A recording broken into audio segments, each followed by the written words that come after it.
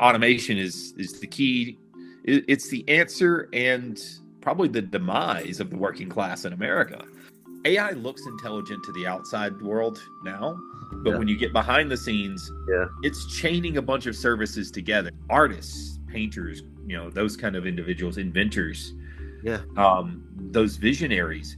This is going to empower them. Who's gonna lose out? Your factory worker programmers, We keep going and we end up creating an, Super Saiyan, whatever it is. Yes, another you're going to. species where we're the gods. I'm closer to being a lake than I am probably anything else. And I could smell the dog walking down a flight of stairs, down the hall, down a flight of stairs, back up under into the kitchen, several hundred feet away. And it was weird. Hi, I'm JS. I've been working in the IT industry since the late 90s. I've started off as a software engineer and eventually made my way into technology leadership in the mid 2000s. Fast forward to 2025, I've led multiple IT organizations in multiple industries, building a very diverse set of software capabilities. I can tell you with certainty, I've failed a lot, I've learned a lot, and I've even had some successes along the way. But most importantly, I've met a lot of really brilliant and curious people. The one thing we all have in common is we're regular people. We're not titans of industries, we're not the unicorns that landed a big pot of gold at the end of the rainbow, but we do make a pretty decent living doing what we love. I want to share our stories and the lessons we've learned along the way.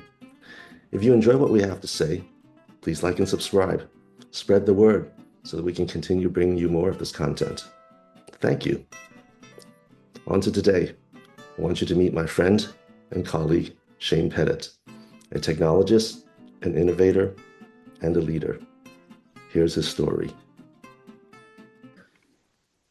Hey Shane, thank you for doing this. Hey, thank you for having me. Yeah. So, everyone, this is my friend. His name is Shane Pettit, or Shannon Pettit's his formal name, but we all call him by Shane.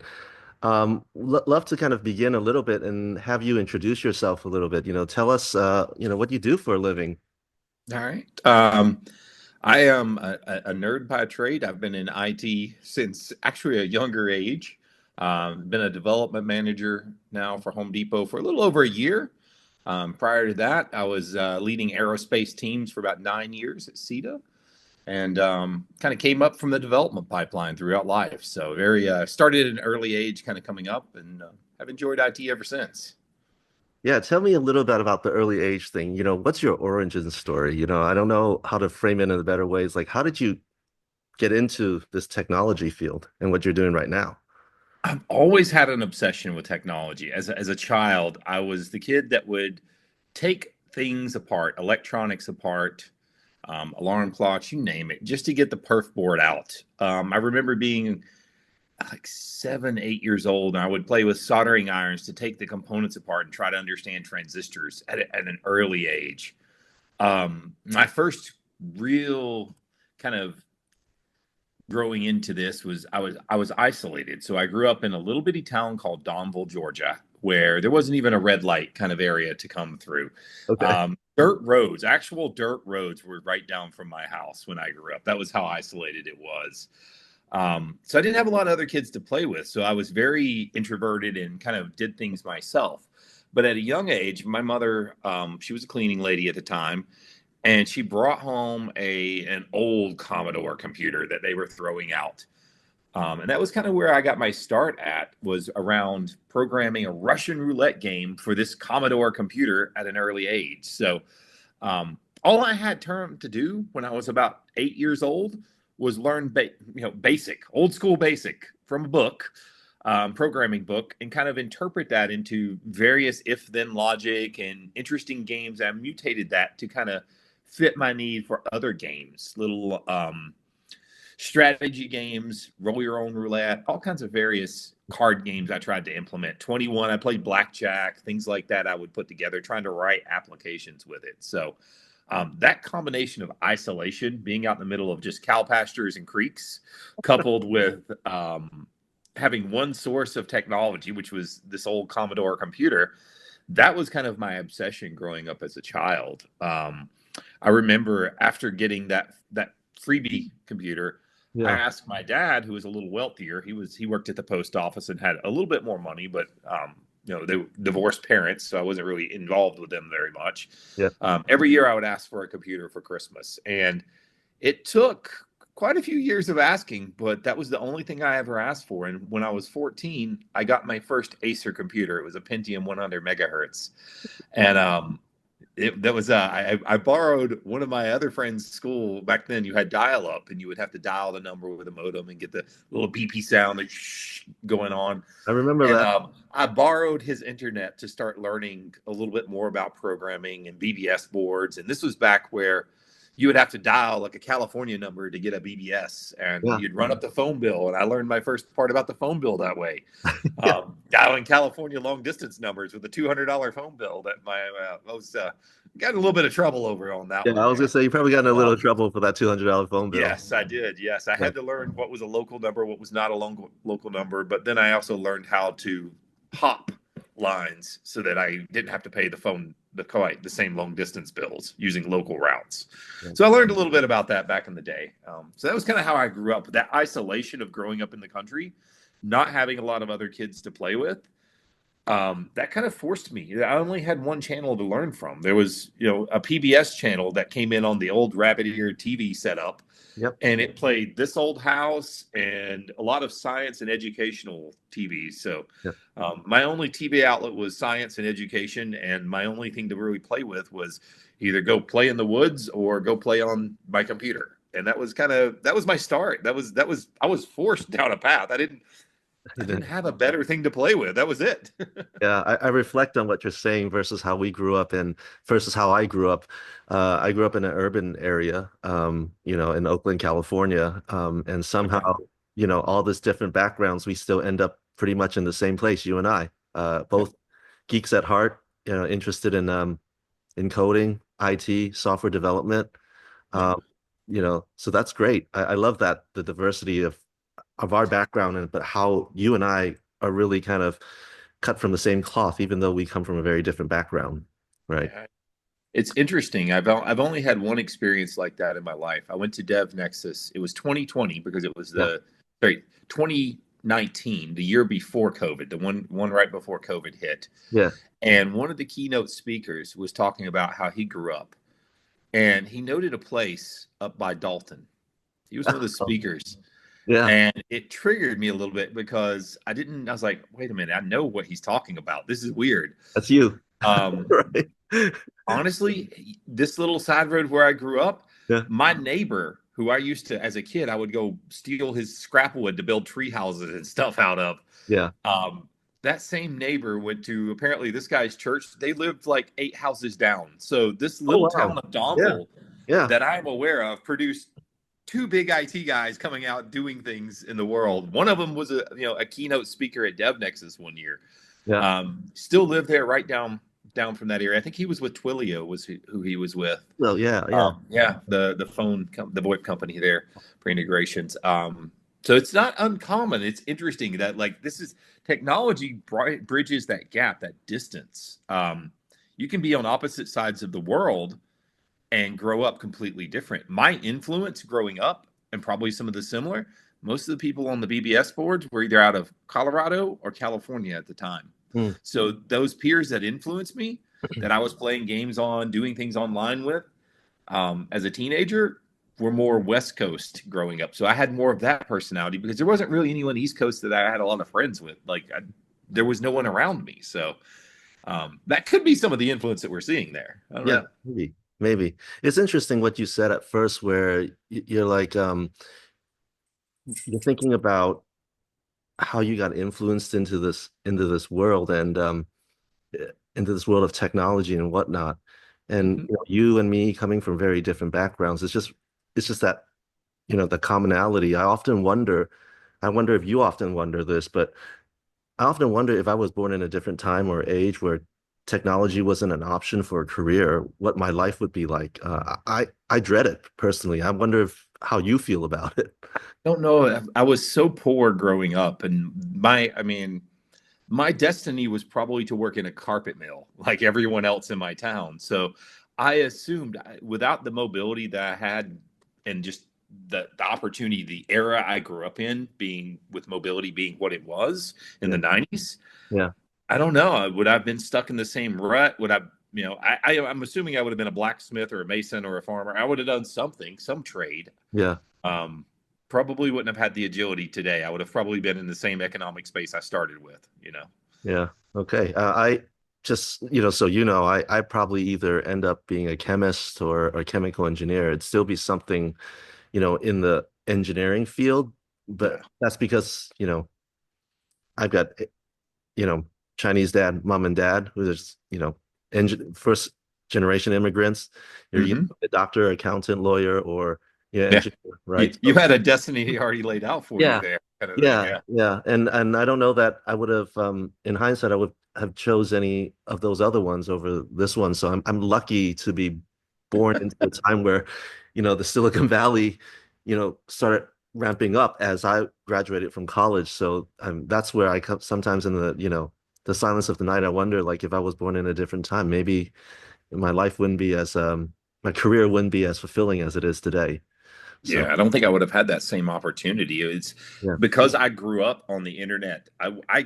It was a child when I was a child. I watched it happen yeah, in kind of, 92, 93 when BBS was coming out and the internet was first really coming to be something. yeah.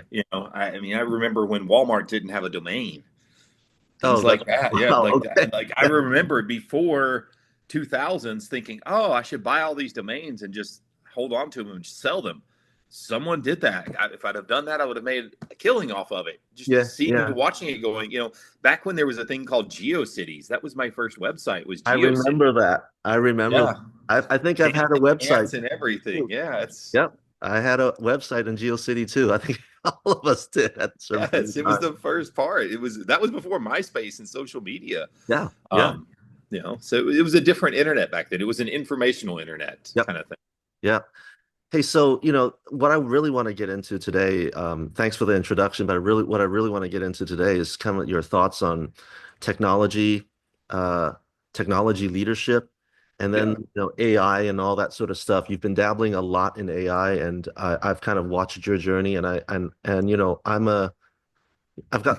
got a front row seat, and how Oh, how greatly I admire what you're doing. So, I love to kind of, talk through some of that sort of stuff. So, I want to really start off by talking about, technology leadership. How do you, view leadership in, running a software or an IT organization? So, the question I have for you is a little bit for myself. I've had a front row seat to your leadership style. I love it. I do. We've talked about it a lot. And, mhm. since since I've seen it for a while, you know, I just love the things that stand out, your charisma, your passion about technology. It really motivates people. Outside looking in, I kind of see that. But I wanted to hear from your point of view and, let the viewers understand a little bit like what do you do? What's your secret sauce to your leadership style? How do you connect with your organization, your engineers, your peers as leaders? I want to get your thoughts on that.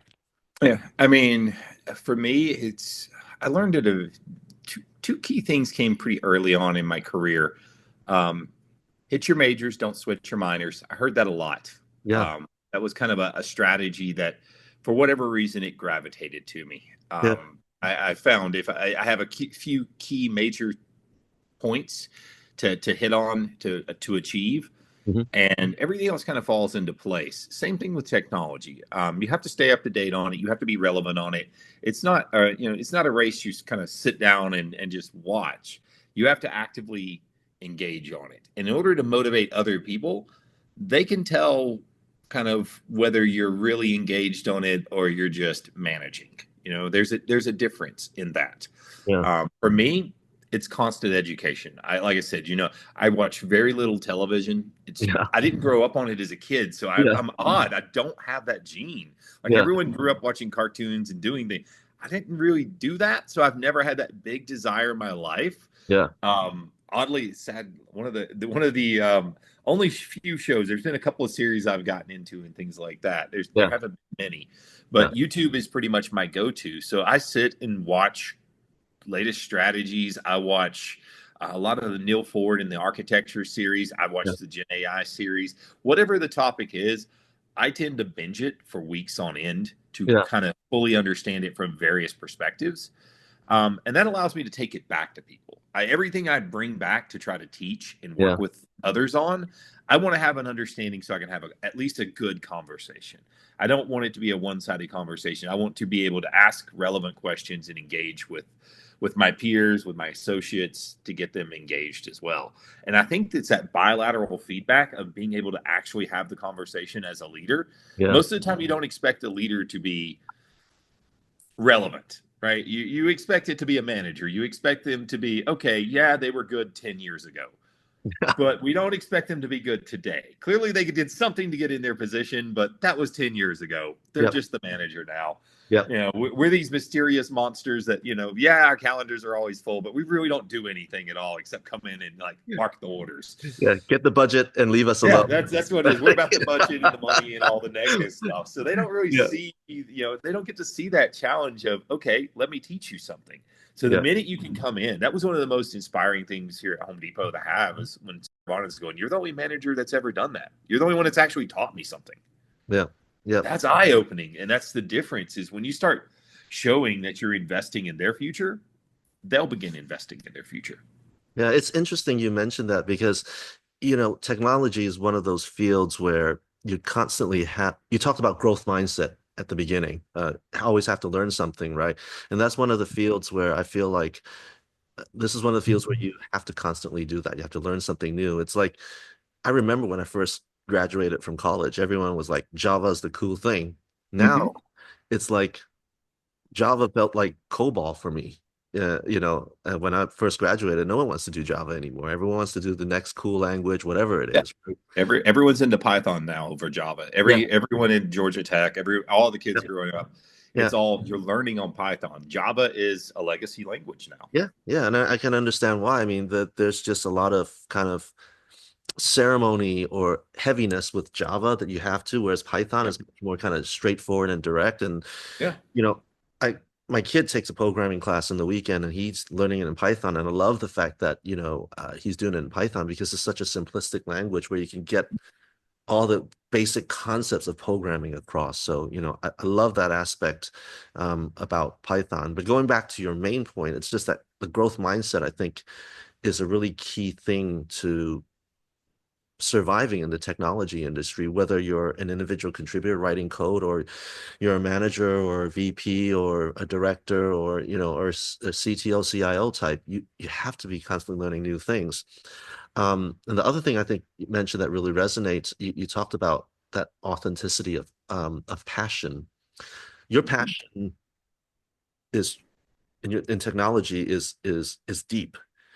You can choose to watch Netflix with your wife, but in the evenings you're watching YouTube videos about Yeah. again core patterns or quantum computing and whatnot. I still Yeah. find it hilarious that you rather do that, but I But we're love in that. opposite rooms. She's actually watching The Sopranos right now. She's finishing the whole Sopranos series. So she'll be in there in the other room watching The Sopranos, and I'll be in the bedroom with the other TV watching my series because it bores her to death. Yeah, But it's what I enjoy, you yeah, know? yeah. I think that's a big part of it, and I love the part where you're like, uh, for lack of a better description, the social justice about whatever I learn, I give it back to the people, and I what I really admire about you at a certain level is that I've seen that happen over an extended period of time. Everything you've were interested in, you've shared with me, you've shared with your peers, you've shared with your team, and then you take it quite seriously. You actually follow through with it. And I've sat in on so many of your innovation times and lunch and learns, and I love that aspect about you. And I continue to learn as much as I can from you, not only just the topic itself, but just the passion and the structure, the simplicity of the structure in which you kind of disseminate this information. So I love Yeah. that about you. It all kind of leads to kind of one thing that I've also really appreciated about you is I find you are a very innovative dude. Or you kind of your mind kind of is built that way. Um, you know, talk to me about how that kind of comes to you. Is that natural for you, or is it very organic, or is this something you work on? No, it's been me. I've been a very odd character my entire life. I've never really been Okay. normal. I don't think like other people. Even as a young age, I don't know, growing up, I was very inquisitive, but I was also really intelligent. I was an honor student growing up. I was Mensa at an early age. Okay. I did. I've never made a B in school. Like it was straight A's the entire time. That kind of Yeah. stuff. Honors. Yeah. College was a rude awakening because it was the first time I'd really been challenged. You actually I work grew up. hard. I grew up in a little country area. There was Yeah. 300 kids in my school. It wasn't exactly a tough criteria they're grading on a curve. Yeah. Um, so that was been kind of the challenge. Like it's always been weird to me, Uh-huh. but I've also had a fascination by it. So I've just kind of gravitated to it. But I think because I grew up without a lot of guidance and influence in how to do things in life. My wife laughs. I was raised by wolves. Is kind of the answer. Is what it was like. Okay. My parents were away. They weren't home a lot. I was very much that single mother household kind of growing up Yeah. where my Yeah. mom was working all the time and I was raising myself, or occasionally I'd have like stepbrothers or something like that there, that Yeah. kind of thing household. It was very independent. So my way of thinking, for me to be different, has never bothered me. I just kind of jump off the cliff. It's one of those things. It's an intelligent jump, but I've never had that fear of what others thought, because people have never really thought of me as this really cool guy or anything. Like I've never had that title, so Yeah. I've never tried to be cool. I tried to be cool when I got into my 30s. I never tried to be cool at a young age because I just knew it wasn't happening. It was unachievable. Yeah. It wasn't until after like I went through my midlife crisis in my 30s that I actually was like, oh yeah, I can be the cool guy in the room.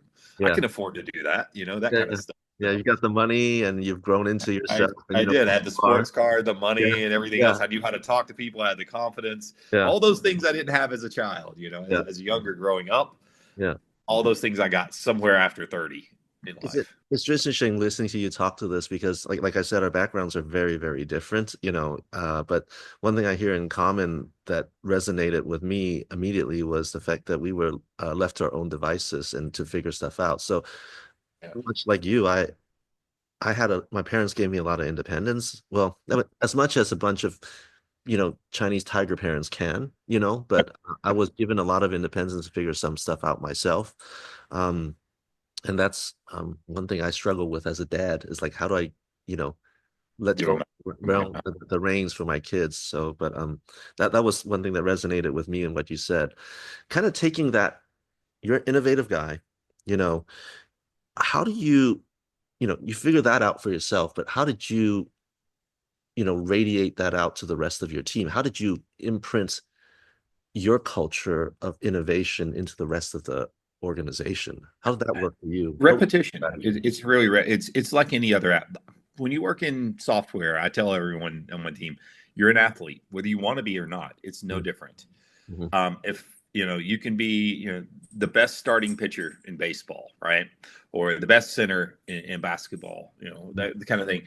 But if you don't train, you're not going to be the best very long, right? You're going to become a couch potato and you're going to sit down. That's a great analogy. Well, IT is no different. Everything changes around us. It's competition all the time. The technology is changing, promotions. It's a fast moving field. 2 years is a lifetime in technology. Things will completely change out from under you in 2 years if you're not careful. Yeah. And that's kind of what I'm showing people in what I do is by keeping up with it, the lunch and learns, the activities I do, the constant engagement. It's almost like a marketing term. It's like guerrilla marketing. Yeah. If you want something to happen, you've got to do that guerrilla marketing. You've got to constant contact, Yeah. you got to constantly reinforce it, Yeah. but you can't force it. You have to make it optional, right? But eventually people start showing up and then more people start showing up and it kind of propagates. It's like planting a garden. At first it looks barren, then it'll be full of some weeds, but Yeah. eventually you're going to have some fruitful fruits for your labor there coming out of that garden. It's the same thing. This is what I'm seeing now. The Gen AI piece, I'm seeing team members who are on the side chats doing work to get this done Yeah. without me engaging on them. They're they want to do it. They want to be motivated by it. They have an actual interest in it, and for good reasons. It's the evolution of their career. When Yeah. I do these things, everything I'm doing makes their resume look better. Their life, I'm investing in them. It's not the company investing in them. It's not them investing in them. It is me personally taking my time to invest my knowledge in someone else so they can have a greater understanding of the world around them or their career, their job, their options. So Yeah. trying to find relevant things to engage people, that's really what it is. And over time, they realize, hey, you know what? You really are investing in me. I've learned something. Yeah. Many people have came back to me, telling me, thanking me for what they've learned. And that's really the value in it. That's how you know it's working. When people come back and say, hey, I actually learned something from that. Thank you. Yeah. And like, That's all it takes. That's that little simple knowledge. I don't need a big ceremony. I just need to know that it's working, and that lets me know it's working. yeah, I mean that's the thing that I want the audience and viewers to know is like I've seen this firsthand. You know, you follow through on it.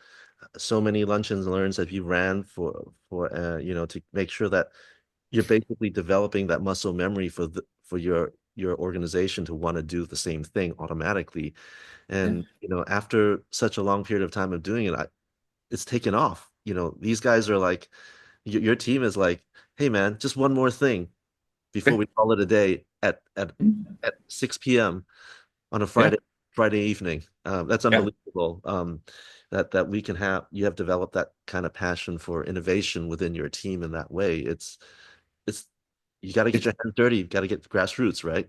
Yeah, yeah, and that's a bit of a social technique. That's the a little bit of a carrot dangled there because how Yeah. else those last 3 to 4 hours. 4 Hour Friday was started because half a day on Friday is usually water cooler goof off time in offices. Yeah. We're talking about what we're doing on the weekend, so they learned if you put your innovation time for the last 4 hours of a Friday and make it somewhat engaging, people leave the water cooler and start trying to engage on something purposeful and a little bit better.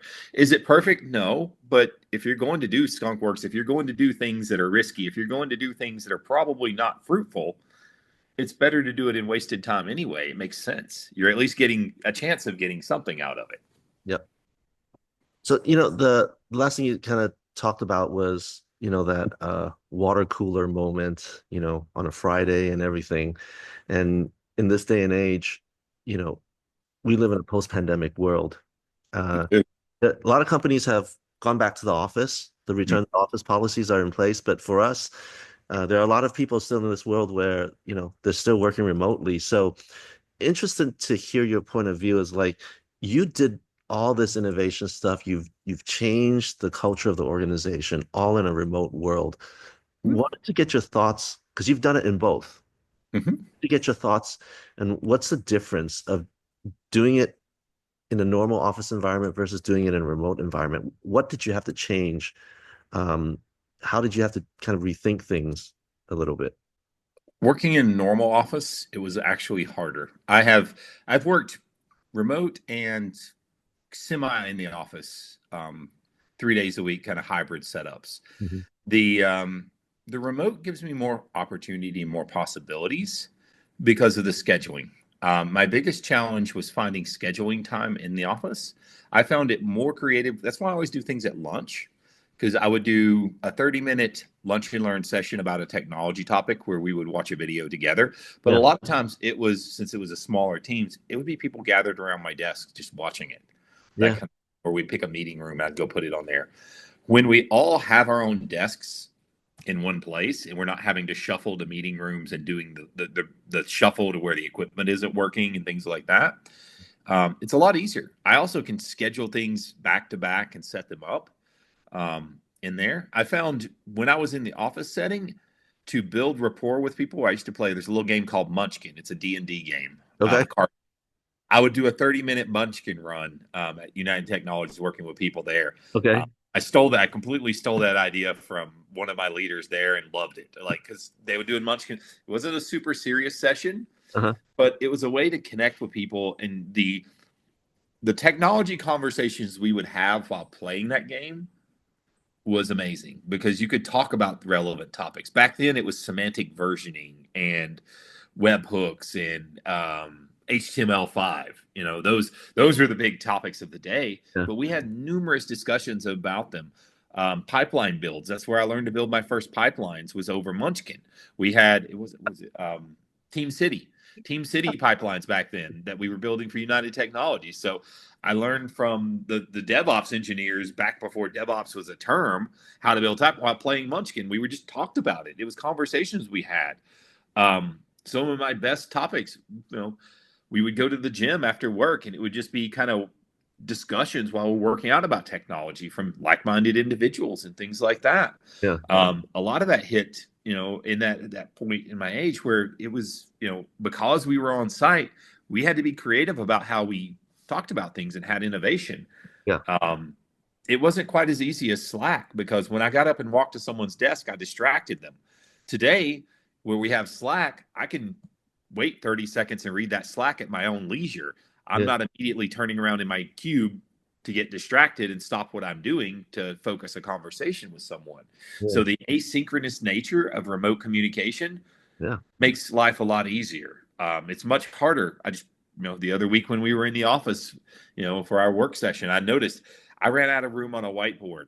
I haven't had that problem in quite a while. Yeah. Euro boards and Lucid, I don't run out of room. It's infinite space. I just present the screen. I drag wherever I need to go around on the screen. So I actually find it much harder getting things done in an office setting because of the physical nature of it. The physical limitations. Yes, there's physical limitations. I actually have to go to the next meeting. I actually have to walk down the hallway, catch an elevator, go to the next floor, go wherever to get to a meeting room. I have to configure the equipment and set it up in the meeting room because it's very seldom left in a good shape for the next person. That kind of thing. Half the time it doesn't work. The camera doesn't work. The consistency I get from the home office is far better than the inconsistency that I get from corporate offices. And the interesting thing I'm hearing from you is, the proof is in the pudding. The data is there. I've seen you do this, and I've done it myself.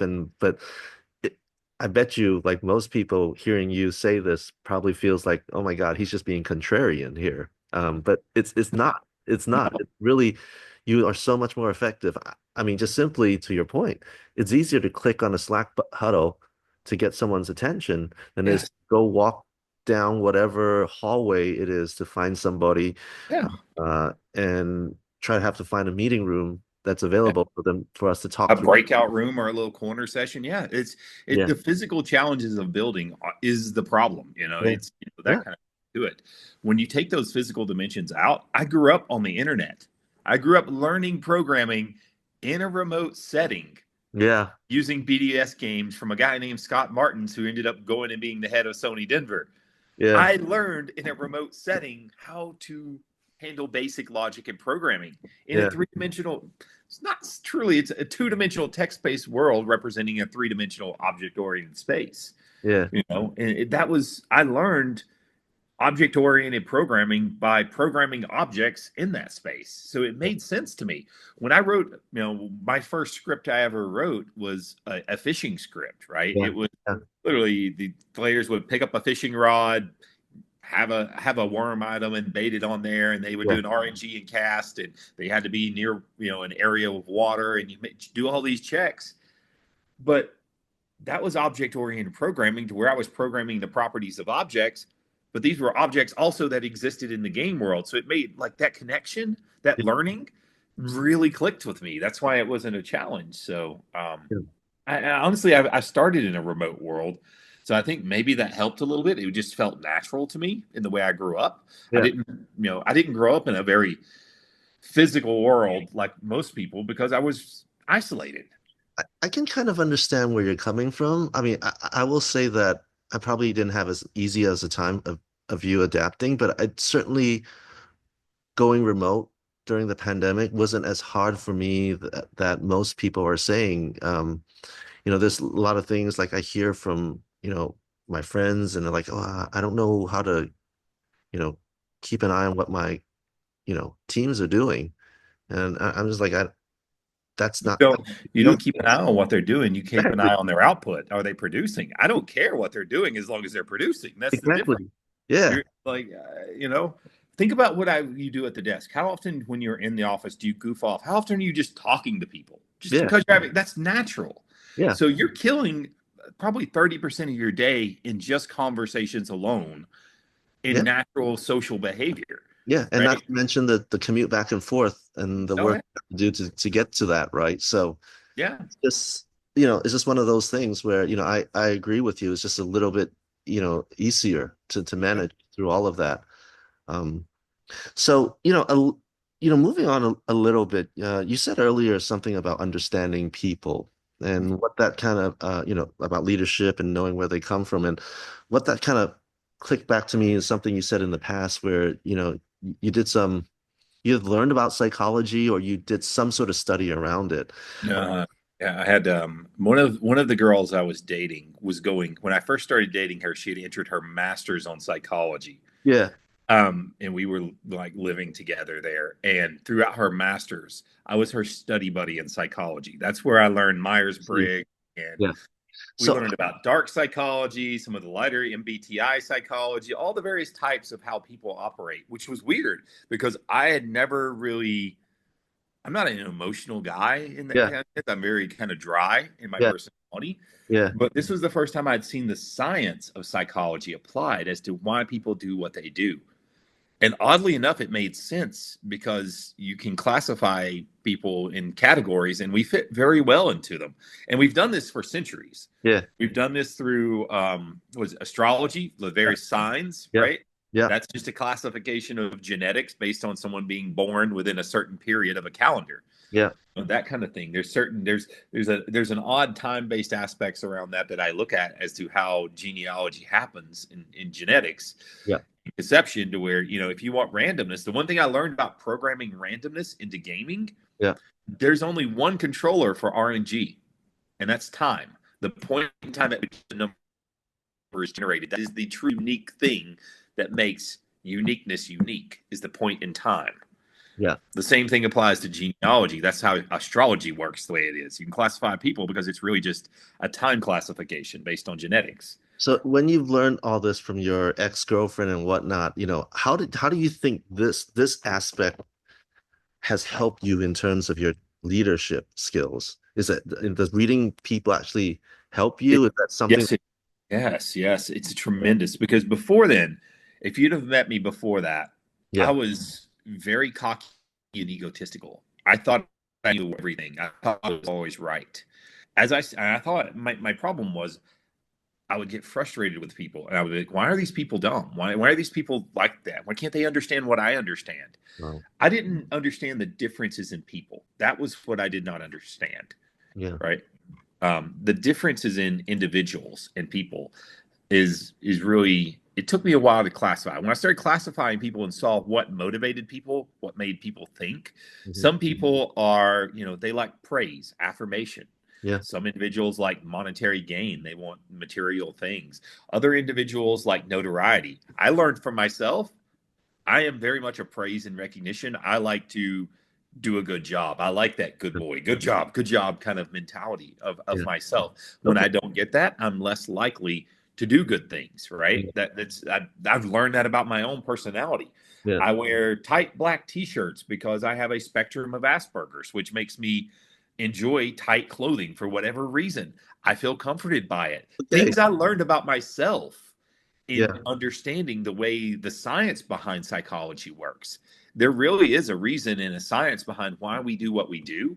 And yeah, when you start studying it, you learn more about yourself than you could ever imagine. All of the weird quirks, all of the reasons I do the things I do yeah, have made sense in the repetition of it. It's all survival techniques. It all goes back to it's that nature versus nurture impact. But yeah, when you look at the nature and the nurture and you know all of how your life played out and you try to quantify and classify it, you start going, oh yeah, this is why I acted this way. This is why I left home at an early age. This is why I did these things. This is why I'm so independent. That classification matters. And when you get into the things like Myers Briggs, which is the thing that really I find the most fascinating, is the classifications of it. yeah, That as a leader, if I know someone's an ENTJ, I understand that they're going to be motivated by a more assertive personality. yeah, They're not going to be motivated by emotional please and empathetic please. They need a more direct approach to go, hey, here's how we're doing this. They want a leader that's strong. Yep. Whereas a more empathetic person, on that side you're going to need a little bit softer touch. You're going to need a little bit more coaxing in the way you approach the problem or the challenge with an individual. So it's allowed me to tailor my response to an individual's personality, and I get better results that way. Yeah, I couldn't agree with you more. And I'm not saying that, I know anything about psychology, but I know where you're going in terms of the ability to empathize and read people is essential to leadership. You have to sometimes, to your point, stroke their ego sometimes. Sometimes you have to understand and empathize with whatever they're struggling with. But at the end of the day, it just has to all kind of come together in that way and come off as authentic about it, right? Yeah, yeah. So this is awesome, man. I wanted to, thank you for kind of going through all of that technology leadership. I wanted to kind of shift gears a little bit and talk about the technology itself. Um, Sure. you know, you can go anywhere you want with this, but I'm gonna guess that AI is going to be an answer that you're going to give. Like, we're in 2025. So we want to get your thoughts on the current state of technology, around the world, in America. Like, just how are you viewing everything as it relates to software development, IT? What are the type of skills that, we should really be honing in on? Um, you know, what what do you think it will be like in the next few years? Um, I used to feel like I had a good answer for that one. Every day it seems to change on the directions. yeah, Like all things, technology is a mixed bag. I used to be enthralled with it, thinking it was the greatest, it would save us all. Some days I think it's going to destroy us all. It's really a mixed bag based on how the world is going. We look at the challenges we face in a world. yeah, Um, we have integrated technology into everything, right? yeah, And how has that impacted our world? Well, it's made it really simple, right? We have a device you can pick up and call anyone around the world and communicate with anyone instantly. yeah, You can share your opinions. You can take notes. You can do anything, order things 2 days, have it shipped to your house, whatever you would like. yeah, That same technology has brought all of the competition we see in the world today. We're looking at rare earth metals. Everyone's looking for them all around the world and willing to go to war for them. So it's definitely good and bad. yeah, Putting a magnet in every single device, from credit cards to the screens we're on now across the board, that has a consequence. There's a supply and demand and a consumption issue that's impacting us today. We look at the war in Ukraine. yeah. The eastern side of Ukraine is full of rare earth metals. Clearly, the two nations wanted this. We wanted this in our deal with Ukraine. Yeah, Russia clearly wants it as well because they need them too. yeah, They're digging up half of Sweden right now for rare earths. We're looking at Greenland. So there's a lot of challenges to, having technology everywhere. Will AI help solve that? AI is definitely the most cutting edge here of what we're looking at and has the greatest potential. It also has the greatest potential for mistakes. Hallucinations in AI are just as common as right answers, unfortunately. yeah, Never in our time period or at least in my career, have I ever had the problem to where when a mistake is made, it isn't my fault. When I make a programming mistake, it's because I did 2 + 2 and didn't get 4, right? yeah, Somewhere I messed up the math. yeah, With AI, it was modeled after the human neuron, so you're less likely to get wrong answers that are your fault. You're more likely to get hallucinations and output that is a result of a decision tree, a very complex decision tree happening to make a left turn instead of a right turn, and now you're down a rabbit hole that could plausibly be a good answer, but is not. That kind of challenge brings a lot to our technology. That's our big field in AI, androids, robotics, generally everything of automation, right? Automation is the key. It's the answer and probably the demise of the working class in America. We can automate anything nowadays, but should we? And that's a big part of software. Something we started learning a long time ago with social media. Yeah. Yes, we can build it. What's the social impact? What's the social impact of technology? That used to be a metric that Gartner gave out, was the social impact of technology. And I haven't seen that in a couple of years, but it's probably something as a society we'll have to start thinking about.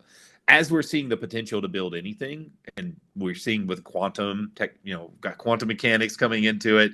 You got the quantum world, the things that we're doing there. Yeah. It isn't a matter of whether we can or we can't. Now it's a matter of should or should not, and that's what we're seeing, that shift in technology. Things that are having an impact. You could eliminate the entire U.S. labor force in 20 years with Android technology. I don't see that being a challenge for us, but should we, as a society?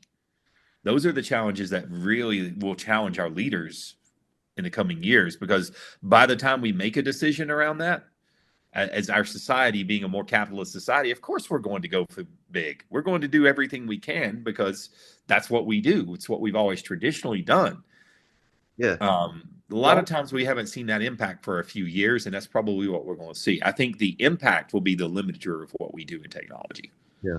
It's interesting, that you say that, because, the last time I felt something like what we're going through with AI was probably, the internet boom.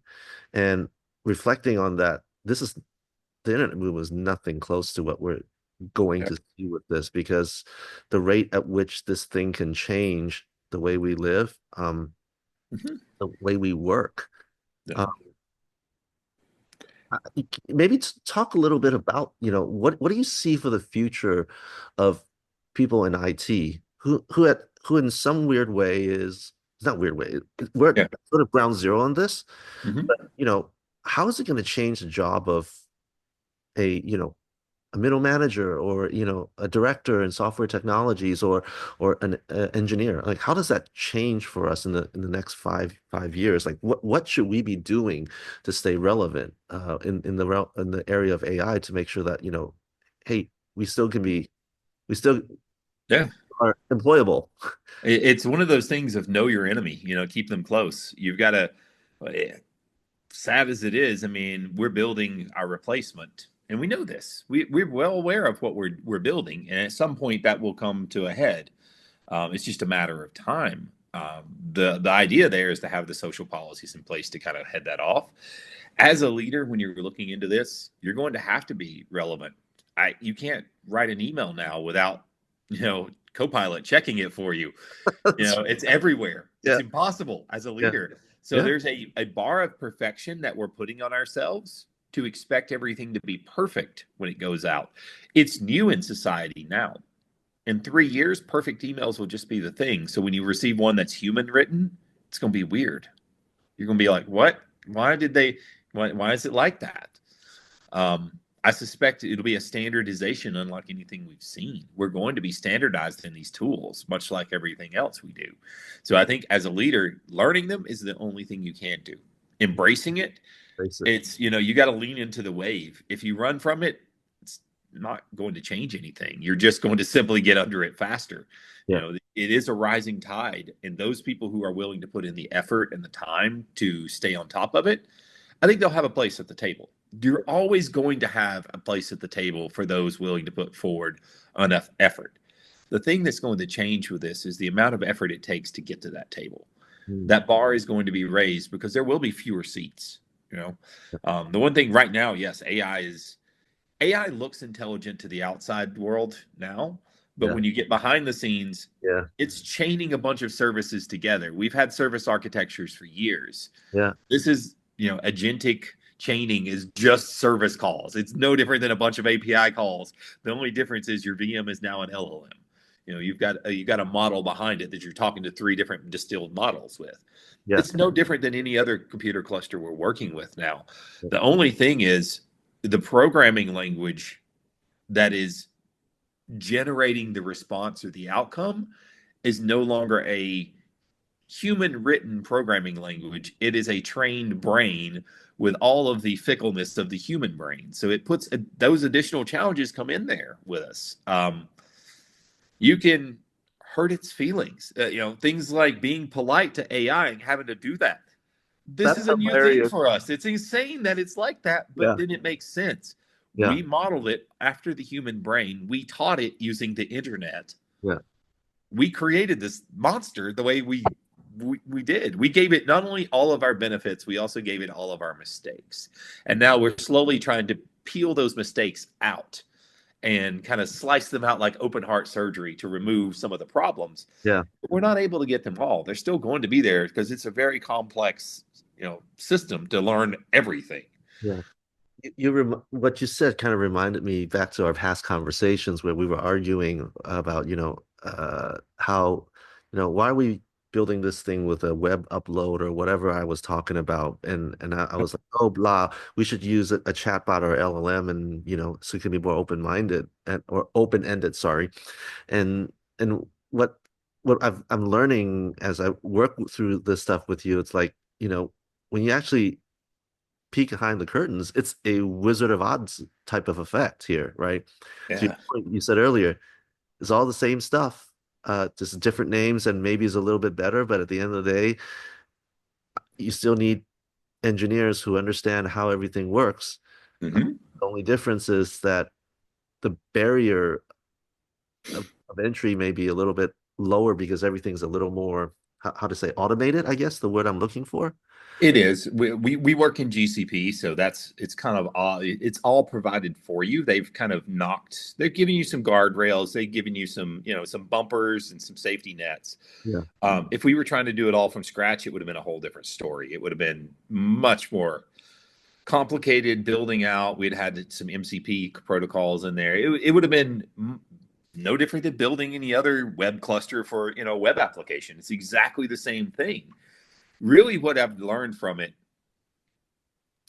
and looking at it, at the end of the day, it's no different than any other reporting interface. It's a reporting interface. Mhm. It's no different than Crystal Reports or SAP or Tableau or any of your other reporting engines. You ask a question, it gives you back data. The format of that data is a little different. It's a little more palatable, but it really works no different than any other report. You're just interpreting it a little different, and it's a little more interactive, Yeah, right? it's a little more interactive and it has a little more emotions than a Yes, yes, it's an interactive reporting engine at the end of the day because you're just asking it questions and trying to make decisions around data most of the time. Yeah. It is one of the more useful tools I've ever seen.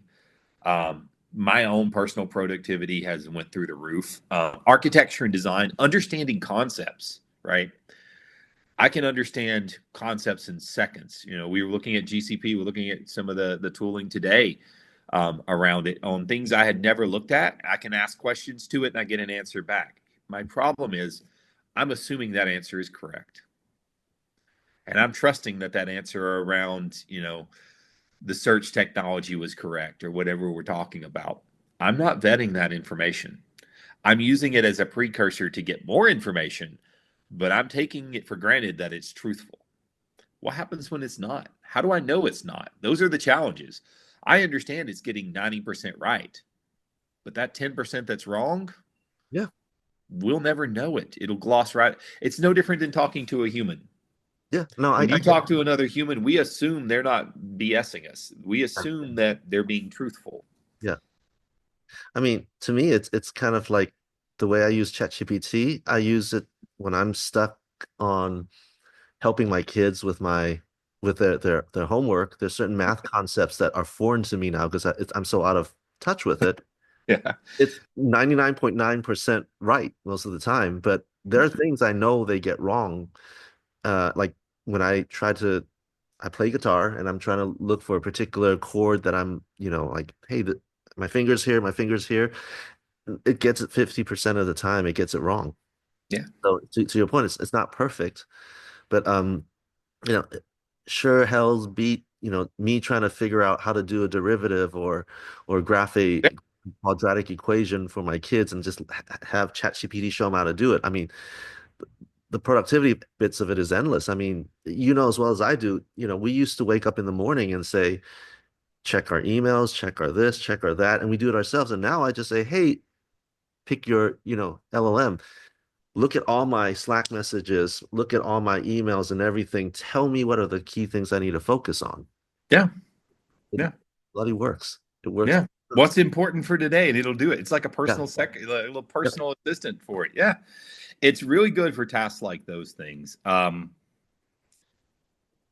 As we expand in its usage, it's only going to get better. That's the thing. We're working the bugs out. I've watched it. I looked at the Copilot beta probably 3 years ago when Yeah. it first came out, and I was like, "Oh man, this is garbage. It's going to be forever before it catches up." Yeah. Yeah, I look at it now, and I couldn't have been more wrong. I've missed some predictions. That was one of my biggest predictions. I did not expect it to take off and go as quickly as what it did. I think it's good. It's been interesting to watch people, simple things. It's a symbiotic world. Stack Overflow is dead, right? It's gone. Things I grew up on, Yeah. traditional sources of information are gone. Google search. People use GPT for everything. Why would you search Google now? Yeah. But GPT relies on Google. So there's some symbiotic relationships between the technologies that as a society, I don't think we've realized exist. And by not using some of those tools, it goes back to what I was talking about earlier in some of our previous conversations. You've got this model that was trained on the discussions in Stack Overflow. Those discussions happened over years between people to find the best answers. You don't have that treasure trove of information. How do you make it go forward with the proper information? How do you train it into the future? Yeah. It's easy to train on the past. We always get hindsight's 50-50. But the minute you don't have that wealth of hindsight, what do you do? Yep. Yep. That's interesting. So, we've talked about AI, and you want to kind of continue down this thread a little bit. Given how all the things you just mentioned and everything, um, how are you leveraging AI, or for that matter, how's your team leveraging AI to do its work? How has this changed in the last year or so? What's your value proposition for using AI in terms of developing code and whatnot? And where do you think it's all headed? Some of the people who adopted it early were unexpected. Some of my better senior guys that I would have expected to lean in on the technology, Mhm. they've been doing it so long they did not. I had a couple of them that like guys like that. I was really surprised that they didn't lean into it and adopt it quickly. Yeah. But they've got a set routine about how they build software, and they're comfortable in that routine, right? They know what they've learned over the years, and they're set. Yeah. The younger guys have adopted it. I'm a little concerned how quickly they adopted it. Some of my more junior guys, I'm going, you Uh-huh. probably need some time in the trenches before you just trust the answer that AI is given. Yeah. But everyone has seen benefits for it. The answers that they're giving. I started my year off doing the pattern-based development lunch and learns and Yeah. kind of taught, prompting and prompt engineering for learning and using Yeah. patterns in your software. Yeah. That has been magnified tenfold. The team has taken that to every level possible. But what I've noticed is the language has changed. People are using software patterns and terminology differently now. I'm hearing strategy pattern was implemented just the other day Yeah. in the teams, and they're using AI to understand how to leverage the strategy pattern. They Okay. may not understand, the definition of the pattern, Mhm. but because they've learned it through the lunch and learns and picked it up on it over time, Yeah. they know just enough to say the words, and the AI fills in the gaps. That's what it's doing. AI is bridging the gaps in knowledge. I have a general understanding of something. Now AI is giving me details on how to implement it. Implementation strategy has went through the roof. Yeah. My arguments with the PEs today, working with our architecture team, Mhm. anytime they propose something, I immediately fact check them with AI. How do they feel about that? I'm sure they're not too thrilled about that. They're doing the same thing. I noticed it, like this is I spoke the other day. I said, hey, if you're not using AI, you're missing out. Yeah. And guess what she was using today when we went in there? The difference was we were looking today, set up a meeting. What was it? It was Data Mover, some of the Apache Beam and the Data Mover technologies. It was, do we have a meeting and set up a meeting with a team that's used it before to find out if the features work, or do we simply ask ChatGPT what the feature set is and how they implement it? Yeah. I mean, We could ask the one question to AI and get the same answer that a 30-minute meeting would have taken. yeah. I mean, that's truth in so many different ways. I mean, you're in a meeting with your business stakeholders, important stuff is going down, and they say something, and then, one person just says, "Hey, who knows what this is?" And Yeah. sure enough, we're all hitting the same place and we found the same content. We're all in the same document. We can see each other looking, reading, and doing Yes. the same thing. So it's so amazingly information is, you thought information was accessible in the internet age. This is ridiculous how accessible this is. There's no excuse for not having information today. There is Yeah, nothing you cannot learn about yeah, today in a yeah. matter of seconds. I mean, That's the speed we're at. It's just, and it doesn't just extend there. It's our PMs are using Glean now. Everyone, we anytime we need to find out data, when someone goes, "Oh, we don't have a SME or domain knowledge on how that works," yeah, me like everybody on the team, you hear the buttons clicking, they're going to Glean to look across every document we have to figure out what's the history of, what was put in Confluence 5 years ago about how this feature works, and that that's kind right. of, Yeah, we're getting that information that would have normally taken weeks to disseminate in minutes. And that's the huge thing. It really is a better search tool than anything I could have ever imagined, yeah, because it's an intelligent search tool. yeah. I mean, there was a topic just a couple days ago that I was being asked to go attend and talk to, and I didn't know anything about it because I never really had to. I asked a couple of our peers, and they're like, "We don't know, but we have people who put the pieces together." And I'm like, "I don't have time for that." So, like you said, I just went on Glean, and I got Mm-hmm. all the answers I need. And you know, Yeah. this is something that permeates not only in our work life, in our home life. I mean, my daughter, I found out all I needed to know about I was okay, sorry, backing up here. My wife wanted me to write a synopsis of my uh, daughter's tennis career. Uh, Mm-hmm. she's a junior tennis player for her school. Yeah. And I was tired, she was tired, and I just went to ChatGPT. I said, ChatGPT, can you access all the data about my daughter on this match tennis app thing? And then he's like, I sure can. Okay, give me give me a summary. And it Yeah. was surprising the type of stuff they were able to not only pull the data, but infer from that data. Mm-hmm. And so there's really no damn reason that you don't work without it. I mean, it should permeate through all your development processes and, like generating code, writing Yeah. unit tests, writing, you know, um, uh, you know, uh, automated tests, Yeah. do pull requests, all of the above, right? Yeah, and it's only getting better. I mean, we look at, we've got Juno and workspaces coming out now that's Yeah. completely changing the concept of, a development environment for engineers, to where, while it's not perfect today, I can clearly see product engineering being the future of where we're headed Yeah. with this kind of technology. That product engineering standpoint, to where you just describe what your feature is and then you do the code review. That's the way of tomorrow. That's clearly going to be the path forward. It's just a matter of maturing that technology up. Yeah. So it's kind of interesting, you say all this, and maybe you can summarize a little bit in your opinion, what should technologists like ourselves be prepared for, moving forward based on what we've just laid out in terms of what AI is going to do for to our industry. I mean, there's two ways you've got your half full and your half empty approach to it. Your half empty approach, you need a backup plan. It really is what it is. You better have a side hustle, a side gig, because there may Yeah. be a day you're on UBI. That's the reality. You may not may have a seat at the table. Yeah. For everyone else, again, it goes back to being that athlete. How do you get picked for the starting team? Yeah.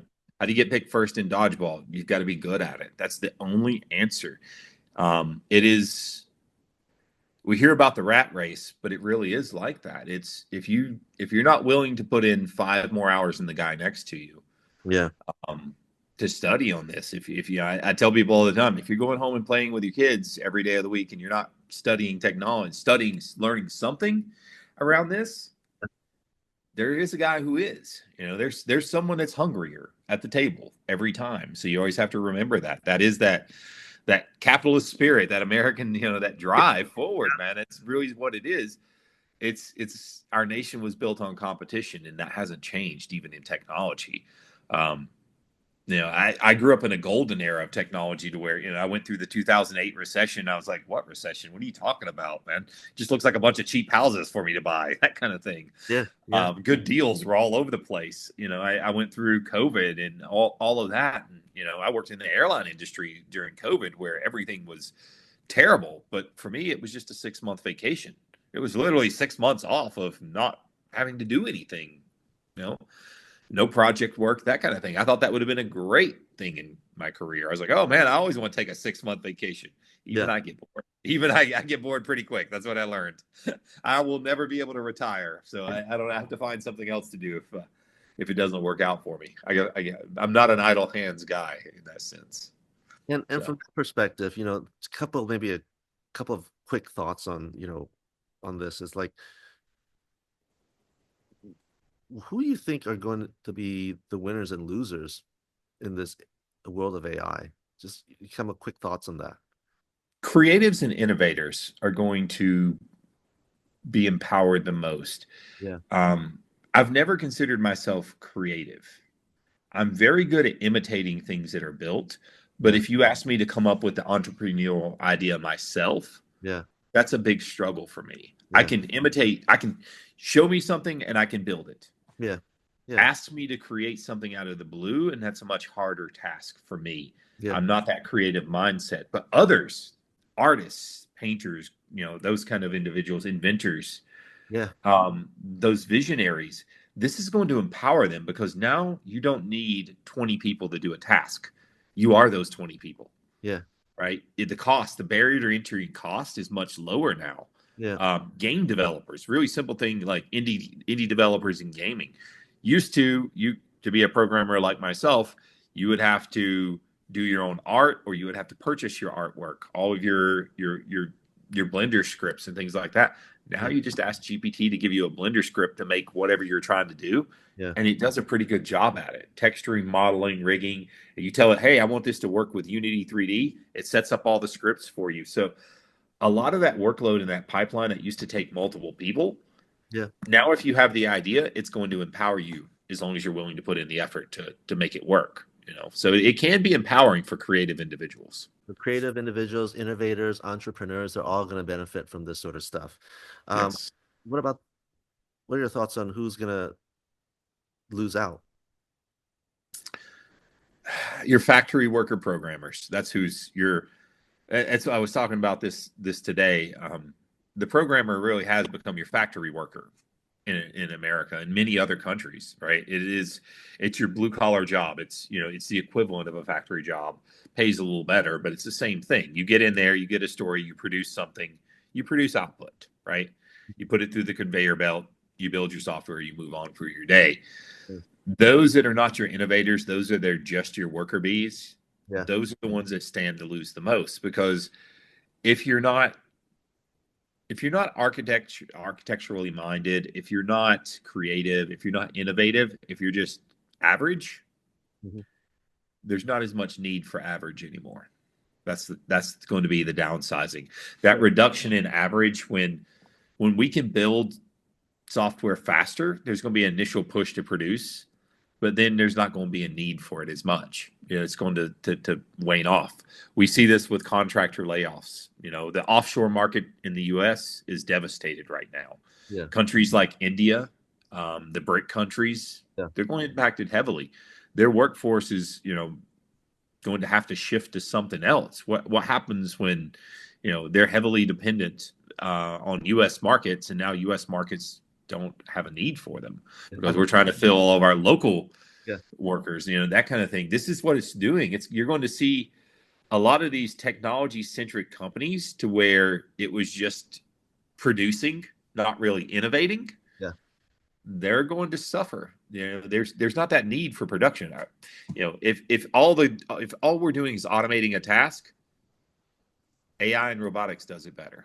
Yeah, because it feels to me like the way we've represented it, maybe another way to look at it is all the boring, repetitive, m- remedial type of tasks are going away. So Yeah. what it does is it seems to push you towards a world where on the to say it in a positive way, follow your passion. Hmm. You can get a lot done if you find that passion. Yeah. Um, the flip side of it is, we're probably going to be stressed in some way as a society around how do we deal with people who haven't found that passion and Yeah. they just want a regular job and a regular life. Yeah. Not everybody's an innovator. Not every Absolutely. it's a pyramid, you need those blocks at the bottom so that one block at the top can sit there. That's really our society is built. And when there isn't those blocks at the bottom, that pyramid isn't going to be as high. We have to figure out something to supplement it. There has to be some way to fill that gap. Um, Yeah. yeah, I don't know. Otherwise, you're going to get a hungry masses. You're going to have a lot of problems on your hands. Yeah. I mean, it's kind of like a lot of what I mean, there's a lot of people talking about this sort of stuff, a lot of people who are a lot smarter than make a lot more money than us to talk about it. It's like Stephen Bartlett, the Diaries of a CEO, and Mm-hmm. I listen to that a lot, and there's an approach to way he does it, but you have to understand, like most of these guys are unicorns, right? They had some stroke of genius or some genius you know that made them stand out, and they were at the right time at the right place, and they deserve everything they get out of that. But it's not repeatable and scalable for everybody in Yeah, society. So yeah. kind of leads me towards that podcaster, this Gary Economics guy. I forgot his last name, but he talks about this stuff a lot, and he's an economist by trade, and he talks Mm-hmm. about things that sound a lot like tax the super wealthy, tax their wealth, and what Mm-hmm. is effectively going to end up being some version of UBI or universal basic income. Yeah. Um, so it's really interesting to see like there's going to be some stress on society as a whole in terms of how AI is going to push us to deal with the haves and the have-nots, how to make them more equal. Because we all know that a society is stable once there's a stable middle class, and that's Mm-hmm. a problem America's already dealing with, and a lot of countries are already dealing with. Rich are getting richer, and the everybody else Or is getting poor. Yeah. Yeah. yeah. Um, Yeah, so maybe the questions is to you is like, you have a kid. I have, I mean, well, you have your kid's much older. Mine's are still in school, but you know, Mm-hmm. what should we be telling our children, our future generations about AI? What should we be telling them to do? I mean, all they can do is embrace and try to understand it. Mhm. Um, but even with my own daughter, I'm in the same challenge to where she's not quite sure what she wants to do. Some days she wants to do the environmental law. Sometimes Yeah, I it's hard for me to relate to that because I never had that problem. I always knew I was I knew where I was headed, right? I knew what I gravitated to. I knew what my passion was. yeah, Um, so to not have that passion, to not have that focus is weird for me. It's much harder for me to relate to. And I would love to tell my growing up, I told my daughter, just do what makes you happy. It's fine. Life will be okay.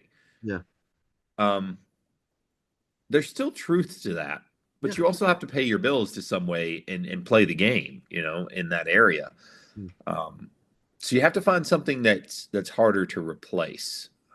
I'm not sure environmental law was the best choice for trying to get her into because after seeing how easily law and attorneys are replaced with AI, because a lot of it's just understanding knowledge of the legal code, and that's one thing AI does very well is turn large boring documents into quick reads, that kind of thing. So it's there's not a great answer for that question that I have really. Yeah. That's one of those futures I can't predict because I don't see a perfect outcome. That's the problem. I don't have a great answer because there isn't a great answer. It feels like two trains colliding at each and running in opposite directions, and they're going to collide. The impact of that collision, our society and technology, when those two things do finally collide in some form, um, I would love to say it's going to be clean and we're going to figure it all out and it's not going to be messy. Yeah. Most people are reactive; they're not proactive. Our Yeah. nation, especially, governments are very reactive. Yeah. Congress is one of the most reactive groups around. Certainly. It's like that all over the world. Yeah. Very few places are actually proactive to this. So I don't really know what to say. We're going to be reacting to it. How well we react to it, I don't know. I watched the fight to get universal health care over the last 20 years in America. Yeah. I can only imagine what the UBI fight's going to be, because this is, healthcare is something that's a little more understandable. I'm going to give you free money for doing nothing. Why? It's just very against what It's not capitalist in the least. It's yeah. completely opposite of Yeah. how we were raised. Yeah. Even for myself, I'm a pretty liberal guy, and I have trouble with it going, man, I just don't see how this makes sense. How do we motivate people? How do we get people to do things? I've always got up and came to work because I got a paycheck. Yeah. It's a different concept. I'm not saying it can't be done. It's just we're not good at change, right? Yeah. That's our problem. We're not very good with change as a society. When COVID hit, we could not even stay indoors for 2 months. No, yeah. We couldn't. Yeah, that was a detrimental thing to our society. Yeah. A lot of other Yeah. crazy stuff happened during that time, right? Yes. So I mean, it's how society reacts, and if COVID was any indicator, I can't go the glass half full route on that one. Unfortunately, we didn't do so well in COVID. It was a struggle for us. Yeah, I mean, at least in the States. I mean, yeah, I was gonna say, like, in the States, because we have such a capitalistic, pick yourself up by your bootstraps, point of life. Like, sometimes we even refuse help because we want to show that we can do it on our own, right? Yes. That's the American spirit, right? Like, UBI is going to be a challenge, but AI is going to push that, in my opinion. Is going to push the conversation. What I think is, other parts of the world, because they have a different mentality about life. Mm-hmm. There's certain other countries that are already adopting it to certain different degrees and all that. Yeah. So they're going to have an easier time to do that. And the only hope that I have is, like, as Americans, that we see what other countries have done and, try to implement, when successful, try to implement it for ourselves, because I think we got to really get away from, like, you're either black or white. It has to be some gray area in between, right? Like, maybe it works like this in Spain, but in America, there's a version of it. Like, we can't just say, "Oh, UBI is evil," or whatever. We'll have to have some kind of outcome for it. We'll have a solution. How good it is, I don't know. How happy it is. Even for myself, though, I mean, I've enjoyed a pretty wealthy lifestyle. You've enjoyed a pretty wealthy lifestyle. If you had to give up your Lexus for, $1,200 a month Social Security check, which is equivalent to what it is, how happy are we going to be too? I don't know how well I personally would do on UBI, because I have been wealthy. It's giving up that. I worked hard for that my whole life. Giving that up would be really difficult. So, I mean, I see them, for people growing up with this for the first time, it's more palatable. If you're a starving 20-year-old with no future, and the government's going to give you $2,000 a month to just chill and watch Bluey all day, sure, okay, we can do that. That's going to be easier. Someone such as myself that is driven and motivated, or your CEOs, or all of these other people that are, you want to do something, used to, getting up every day and accomplishing, like, a purpose-driven life. How do we find purpose? How do we find happiness? How do we find accomplishment when those rules are not the same? Are we the ones that will end up doing the programming and keeping the limited high-spec fields? Possibly. But is there enough for everybody? I don't know.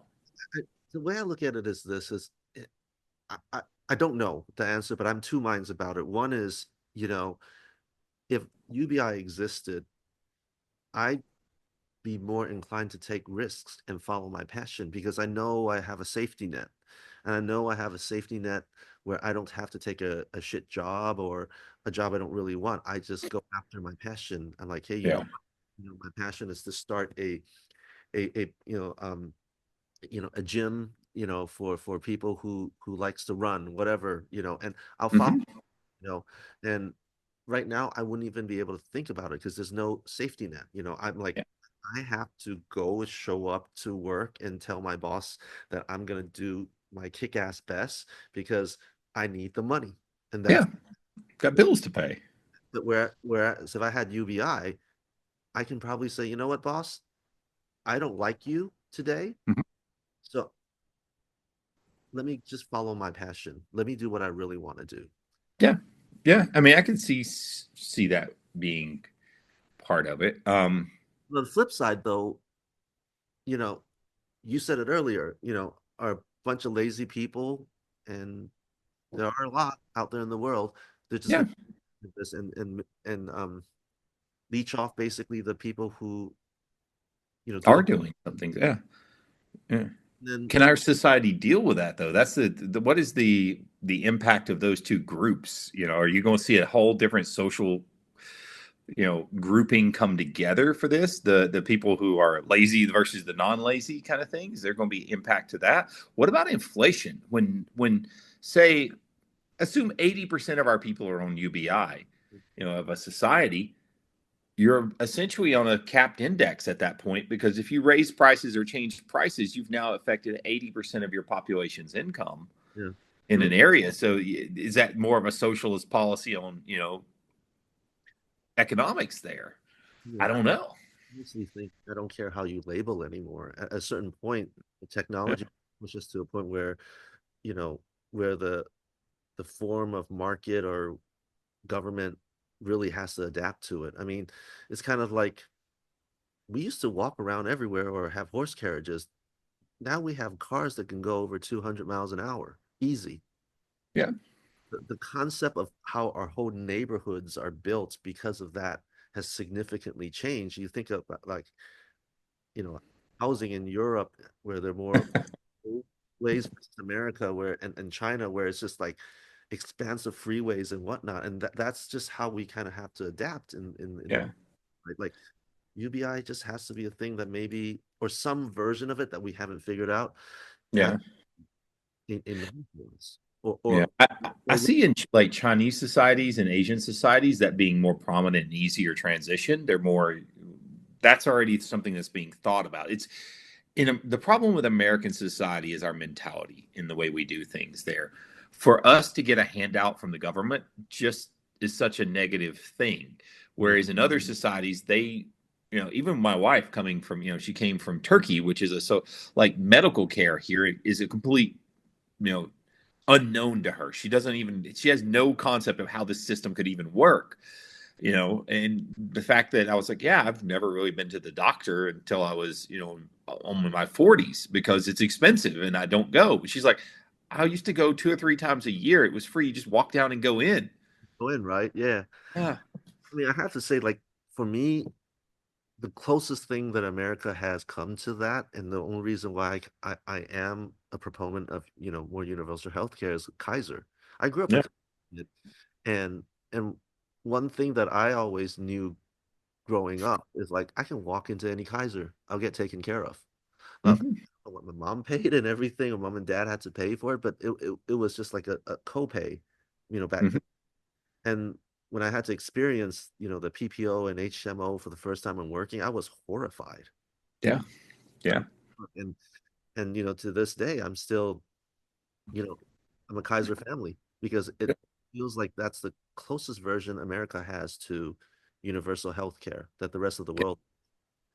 Yeah. Um, You just have to make sure there's a Kaiser facility near where you're getting hurt. yeah, Don't bleed out in Alabama, essentially. yep. It's sort of to get back on track a little bit. We talked a little bit about UBI and the AI and how it's going to push that, and all of this is conjecture and whatnot. Let's get to something a little more fun and grounded. Sure, Um, sure. I want you to tell me the story, tell our audience the story that you told me about how you use AI to help your daughter with a particular predicament she was in about a month ago. Oh yeah, yeah, that's interesting. So my daughter, she's in college. She's on her last year here, and I rent a little rental house out in an HOA neighborhood for her to kind of stay in there, Yeah, co-signed on it with her, yeah, and everything had been good. And I knew the property management company was not great with it, that kind of thing. But she went to get her move out. The property management company was sold. It was sold to a different property management company in December, and her move out was in February. So in January we start getting ready for this, yeah, kind of getting the move out documents. They send us a bill for a little over $6,000 in HOA fees, yeah, to where I'd found out that the previous property management company, um, I guess the HOA had got in a spat with them over the grass type not being zoysia or Bermuda grass. It was just basically weeds in the yard kind sure. of concept there. Just basically it was mud and moss was what that yard was. Yeah, Well, that HOA, the previous management company never responded back to the HOA. So the HOAs just simply started levying a $50 bill for every day that they didn't respond. yep, Well, a few months later, that's thousands of dollars that they have ran up in the bill, um, which is interesting that they could even legally do that to begin with. Just oh yeah, I'm gonna start charging $50 a day, but sure enough, it's in the contracts. They were in their legal right to do that. yeah, Um, my daughter called me in tears, crying, "I don't have the money for this. What's going on? Why am I having to pay for this?" Um, so I thought this was going to be a simple phone call to the new property management company, going, "Hey, there's been some kind of mistake here." yeah, I get on the call on a recorded line, and I'm like, "You sent a bill for $6,000 to my daughter, who's a college kid, poor college kid, just trying to get through this, yeah, and you're saying she needs to resod the yard because it's not the proper grass type simply because she rented this house."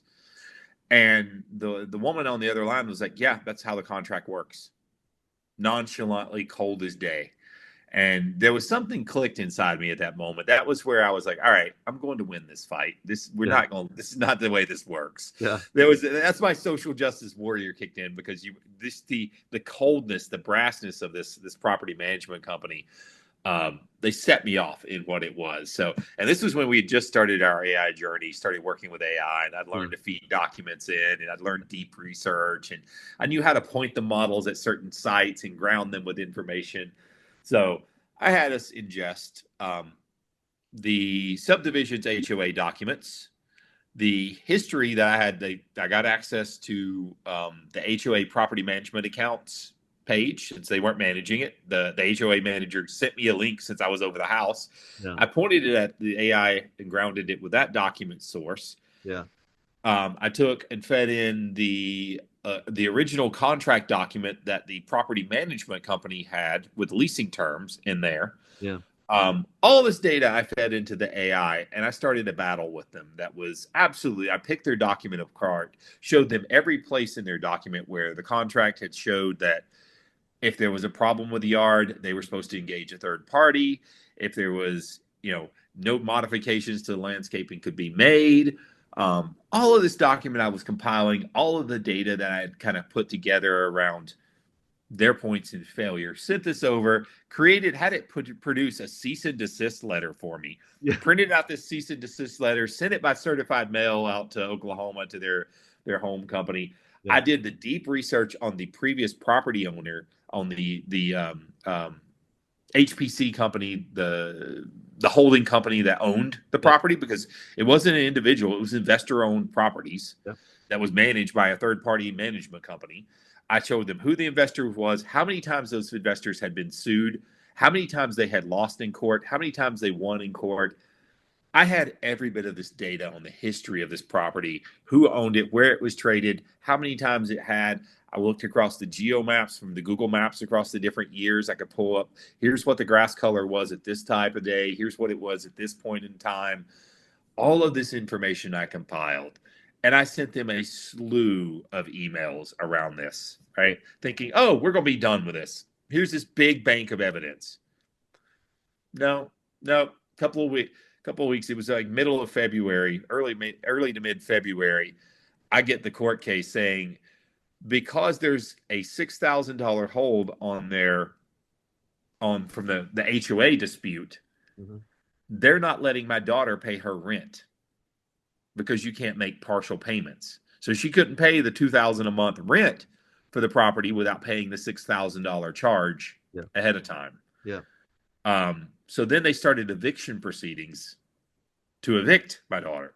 Yeah. So I learned, still got my case over here on the wall where I want it. So I went back to GPT. I started vetting all of the documents that I needed to support to the claims court, how to file the claim, produced all of this. Then I vetted one of my buddies who's general counsel. He's a general counsel. So I kind of vetted it with him and said, hey, here's what I'm about to do. Am I doing this right? He's like, yeah, you're spot on. Yeah. You've got your entire case laid out. Yeah. With all the data, with all the evidence, with all the combinations. Even in requesting them, I'd requested 2 years worth of phone recordings from them, got those the proper way, certified through the judge. Just that alone, submitted that all of this evidence up to the magistrate court here in Cobb County. A week later, it was dismissed. They're like, nah, we don't want to mess with this guy. They threw it completely out, got back on the win there. They couldn't produce the recordings. They couldn't produce half the documents I was asking for. I basically do what they did. I asked for them for so much information that I made their life so hard that they just gave up. They were like, all right, we're not going to fight this in court. Not worth the yeah. Yeah. Did the move out inspection. They said, you know what? We're not going to bother with a move out inspection. Their answer was just please leave. Just go before we have to fight with you more. The amazing thing out of this is you literally became your daughter's attorney. Yes. This would have cost me thousands for the attorney. Yeah, that would have been thousands. And GPT was able to draw up all the documents, all the case. It was able to cite cases against that previous property management company where they were sued. I had a folder of evidence ready to go for them.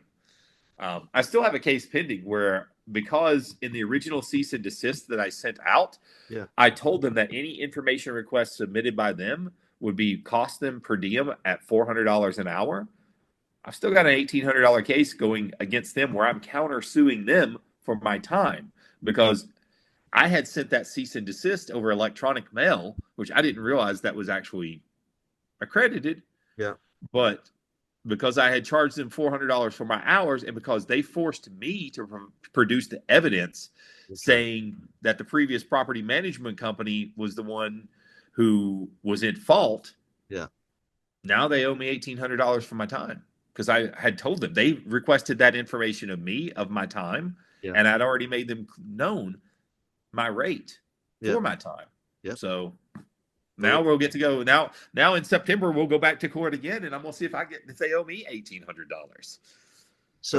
So I think every one of the people who hear this will probably say, "Hey, man, give me all your prompts that you did to figure this out." You've just figured out your side hustle. You're a part-time lawyer. Yeah. If you want cheap legal services, I can't guarantee it's great, but it's decent. It's awesome that there's a part of me where I wanted you to tell this story because part of the reason why, we're doing this is, because of the growing inequality of our society, right? It just feels when the regular person could stick it to the big brother or the or the man or whatever you want to call it. It's just they have so much power that corporations have so much power they lord over the individual right now. All the legal power sits with them because it is very confusing. If I had to read the legal code and figure out the history of these cases and all this, I would have taken a team of researchers to do that. Yeah. And the fact for me, a little bit of deep research and I was done. Yeah. And the lovely thing is, like, the best part of it was your general counsel friend who's like, yeah, this all looks good. I did. That was the confidence thing in me and knowing I was doing it right. I did have a person to lean into that I could just bounce and go, hey, yeah, I just snap him some pictures across and go, hey, does this look right? Am I doing anything wrong? Am I doing anything crazy?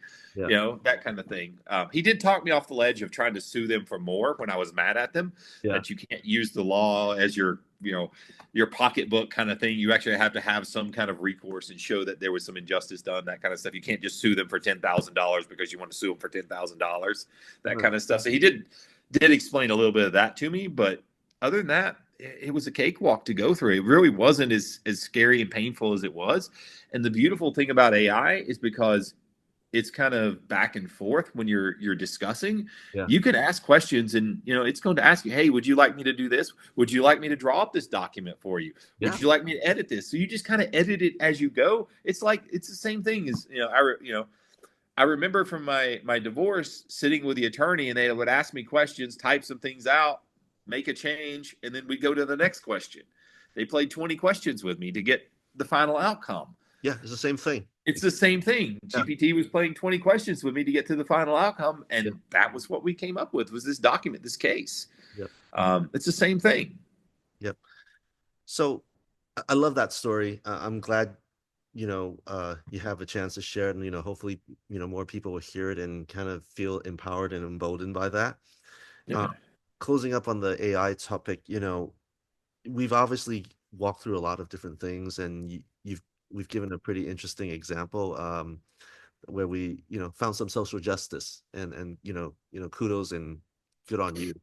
But for someone who's listening to this and they're like, oh my goodness, what is this AI stuff? It's so mystical, so magical. I'm learning it for the first time. What's your recommendation to them? Like they've heard it. Sounds amazing. How do they dip their toes into it? Where should they get started? The greatest piece of information we have in the world is YouTube. It's free. Yeah. It's on your phone. It's in front of you. Yeah. You have a channel that will teach you anything from gardening to quantum locking, hydroponics, AI, you name any topic, and you're going to get good information and bad information. And then you have to decide what is the right information. Yep. And that's where I would say use YouTube. YouTube is probably one of, again, in my career, if there's been one technology that has defined my career, it's been YouTube. That's where I've got my inspiration. That's where I've got my ideas. I can vet things. I can listen to peers talk about things just like we're doing here today. Yep. That is your answer. If you want information in a real world, like actually real information, not just ads and sales pitches, but just knowledge from everyday people. Yeah. That's where you go, is YouTube, because I do my freeze drying business that on the side with my wife. Where did I learn that from and get started from? Where did I learn which freeze dryer to buy? Where did I learn product reviews in these things? I go and I watch 10, 15 YouTubes. I absorb all the information I can. It's like reading the manual. I read the manual and then I make a decision around it. YouTube is my manual where I can get just enough information to be dangerous and decide, do I want to try something or not? Yeah, you know what? I think I'm gonna have a dilemma at hand based on what you just answered, because I always tell my kids, hey, get off your iPad and get off YouTube. And now you're telling, the rest of the world, stay more on YouTube. So there's my dilemma. Again, it's, food is food. Yes. Sugar is food. Candy is food. Yes. We have to eat food. Yes. Pick your food wisely. Yeah. Pick the right type of YouTube channel. Yes. Yes. I hear you. But it's, the kids, they have their particular favorites. They do. Yeah. That's the one thing. It doesn't have very good parental. I don't think it has great parental controls. I haven't had a kid that's had parental controls on it in quite a while. It wasn't a problem when I was growing up. Yeah. With my daughter, but it's, if you could just somehow limit YouTube to just educational content and have a button that says, hey, only allow educational content. Yeah. Yeah. And somehow could get that grouping correct. Yeah, you would. That's what I would recommend. Just watch that all the time. You'll learn. It's the same thing I did as a kid. I grew up on public broadcasting. Back when there was like 3 channels, it was all we got because we didn't have cable, right? Yep. All I watched was this old house where they remodeled houses and built things. Yeah. That's how I know what everything in a Home Depot does, is because I sat for, 10 years of my life in front of that TV, and that's what I watched, was these various home improvement and science shows. Yeah. YouTube is no different. Yeah. If I watched cartoons every day, I wouldn't be who I am today. Right? Yeah. It's what I it's what I what it's it wasn't what I chose to watch. It's just simply I didn't have other choices. So Well, if there was a way to simply take those choices away and say, here's your options of what you can watch, kids. yeah. Here's your menu. Pick from your menu, but this is your menu. You would have a greater impact, I would suspect. They might not like you as much, but you would at least have a greater impact on what they learned. So if the product managers and the product owners in YouTube and Google are listening, this is a feature that, if you Yeah. could, You want to win over every parent in America? Figure out how to exactly. make a setting that says educational only, and figure out how to classify educational things. You may have to be careful of some of that. Anatomy falls under education, so you may end up with some interesting topics Yeah. on your channel. There you go. But it's better than whatever version where my kids are listening to, adult men screaming at you know, Yeah, the yeah, screen, the screen because they're playing video games. And yeah. That's true. It's probably better than you're getting on Twitch a lot of times. Yeah, yeah, yeah. I wanted to go back a little bit to the UBI conversation. That's something that always fascinated me. I mean, it fascinated me a lot when, it became more of a general public conversation when Andrew Yang was talking about it when in his first presidential run. It was just a very interesting concept because the conversations I was having with a lot of my friends is, you know, the I I'm gonna replace you with a little script is becoming more true and true. And this is even before the um the AI conversation. yeah. And then, combine it with the pandemic, the inequality that's has been exacerbated by the pandemic. The rich got richer and the middle class and the rest of the world kind of stayed behind. Hmm. And then you have all these movements all over the world, like in Asia or China, they have the, lay flat movement and all that sort of stuff. I'd like to kind of have a conversation with you. We dove into a little bit earlier today when we ran into each other, but Yeah. but want to get your thoughts and like you have all these variables that are working against, you know, the society being more equal. Like you have Hmm. pandemic, you have AI, everything we've talked about, it's going to make very clear who the winners and losers are in society. Yeah. You're, you what do we say to our kids? What do we say to our next generation about how they should be thinking about these sort of things? As a society, I mean, there's a couple of ways you can look at it. The simpler way is when I go look back at what we had at generations. Me and my wife were talking about this. We use the term Oregon Trail. Oregon Trail in my household is more like a word of white privilege, right? When you're Okay. complaining about something like, oh my God, I'm stuck in traffic. It's so hot out today, something like that. Yeah. We'll look and go, Oregon Trail. Okay. The reason why, my wife had never understood what the Oregon Trail was in the US. Okay. So we watched videos, YouTube again, around Oregon Trail and showed her how many people died, the probability of success. This was what, less than 200 years ago? Yeah. That's what life was like. You got on a little wagon, packed all of your food for an 8-month journey Yeah. in freezing cold. Most of your kids died of dysentery, and you might have got there to claim your steak for some gold. Yeah. That's what we dealt with as a society. Yeah. How bad is that relative to today in your standard of living? Ridiculous. It's not even comparable. Exactly. Yet we say it's bad. Yeah. So is UBI bad, or is it just that we've become very entitled to our standard of luxury and Yeah. our standards, right? When we look at what we compared just 200 years ago to what we put up with as a society, what we endured as a society, Yeah. it was nothing. We had disease, pestilence, death was common. Living to 50 years was unheard of. That was you were ancient. Mhm. Now 80 years is common. Yeah. 90 years is not really that far off. Yeah. And with modern medicine, it's only going to get further and further out. We're going to go. We will live longer because of technology. Yeah. Whether or not that's a good thing, I don't know, because that only exacerbates the problem of resources and competition. Um, it's a lot easier to have resources when everyone died off at 40. So there's we've doubled, not only have we doubled our population, we doubled our lifespan. And people don't think about that. That has an impact on resources and competition as well. So as we can we live forever? Should we live forever? Two different questions there. Mhm. What is fair, right? Those kind of things. You get into a lot of those societies. So really, it's future generations have to make a decision on what's important to them. What makes you happy? Is it having what you want or wanting what you have?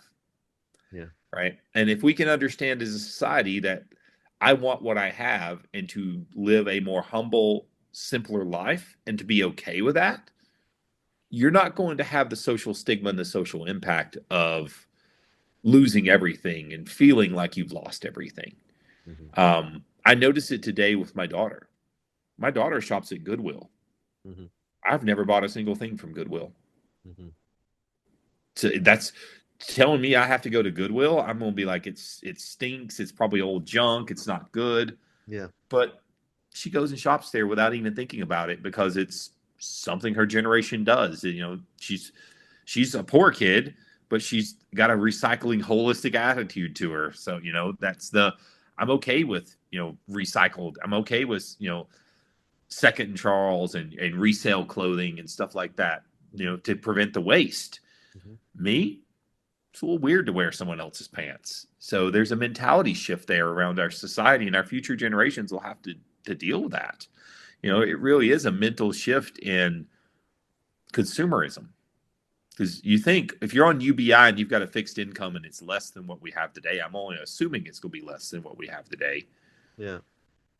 You're going to have to be able to do with less. You're going to have to live a more minimalist lifestyle. Yeah. There is not enough supply for everyone to live like a Kardashian. Yeah. It's just simply not possible in our society.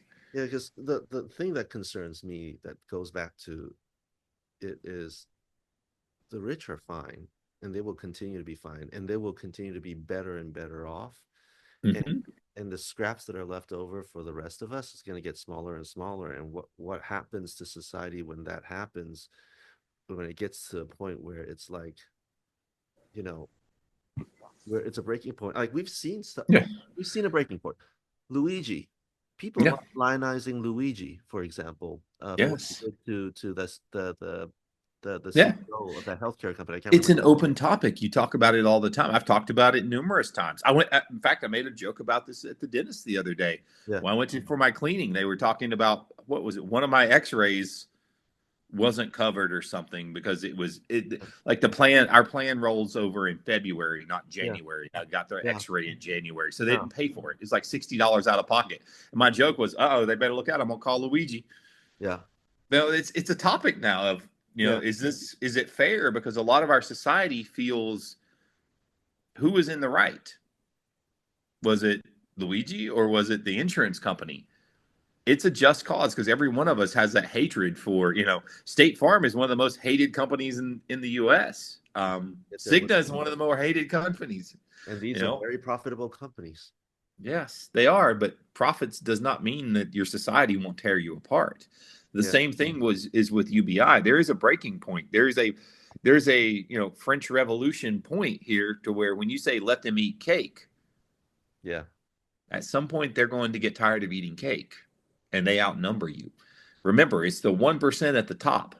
The minute that 99% realizes they actually have the power, that's when it becomes dangerous in society. They will that one those who hold power will be eaten alive like we've seen in revolutions prior. Never have they really been that peaceful. Very seldom are they peaceful.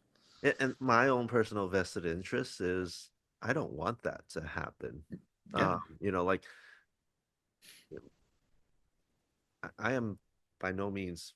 affluent or rich, but I'm not starving, right? So Yeah. I'm happy with where I am, and I like to keep things that way. Yeah. And what distresses me is when you hear that, other people don't have the hope that we have. Um, Mhm. like the election was the most recent election is a reflection of that. A lot of people like you and me were thinking like, yeah, the economy is doing better, but guess what? A lot of Yeah. disenfranchised males didn't think so. Well, they're Right? out of work. They're Out of work. missing. They can't provide their family. They can't. They're not doing well. They can't find a girlfriend. There's all Yeah. kinds of things that the young male society of America is in trouble. We're a broken, different society than what I grew up with. There's a lot of hate Yeah. and just blame it on video games, blame it on whatever. But there's a lot of anger in that part of our And society for whatever reason. yeah, and I do want to try to get away from that. I don't know the answer to that. I mean, part of the reason why, we're having these conversations and they're having more often is because it's concerning, right? Yeah. It's Are so many people feeling that disenfranchised, and what can we do to change that? And that goes back to the concept of you have a healthy, satiated middle class, Yeah.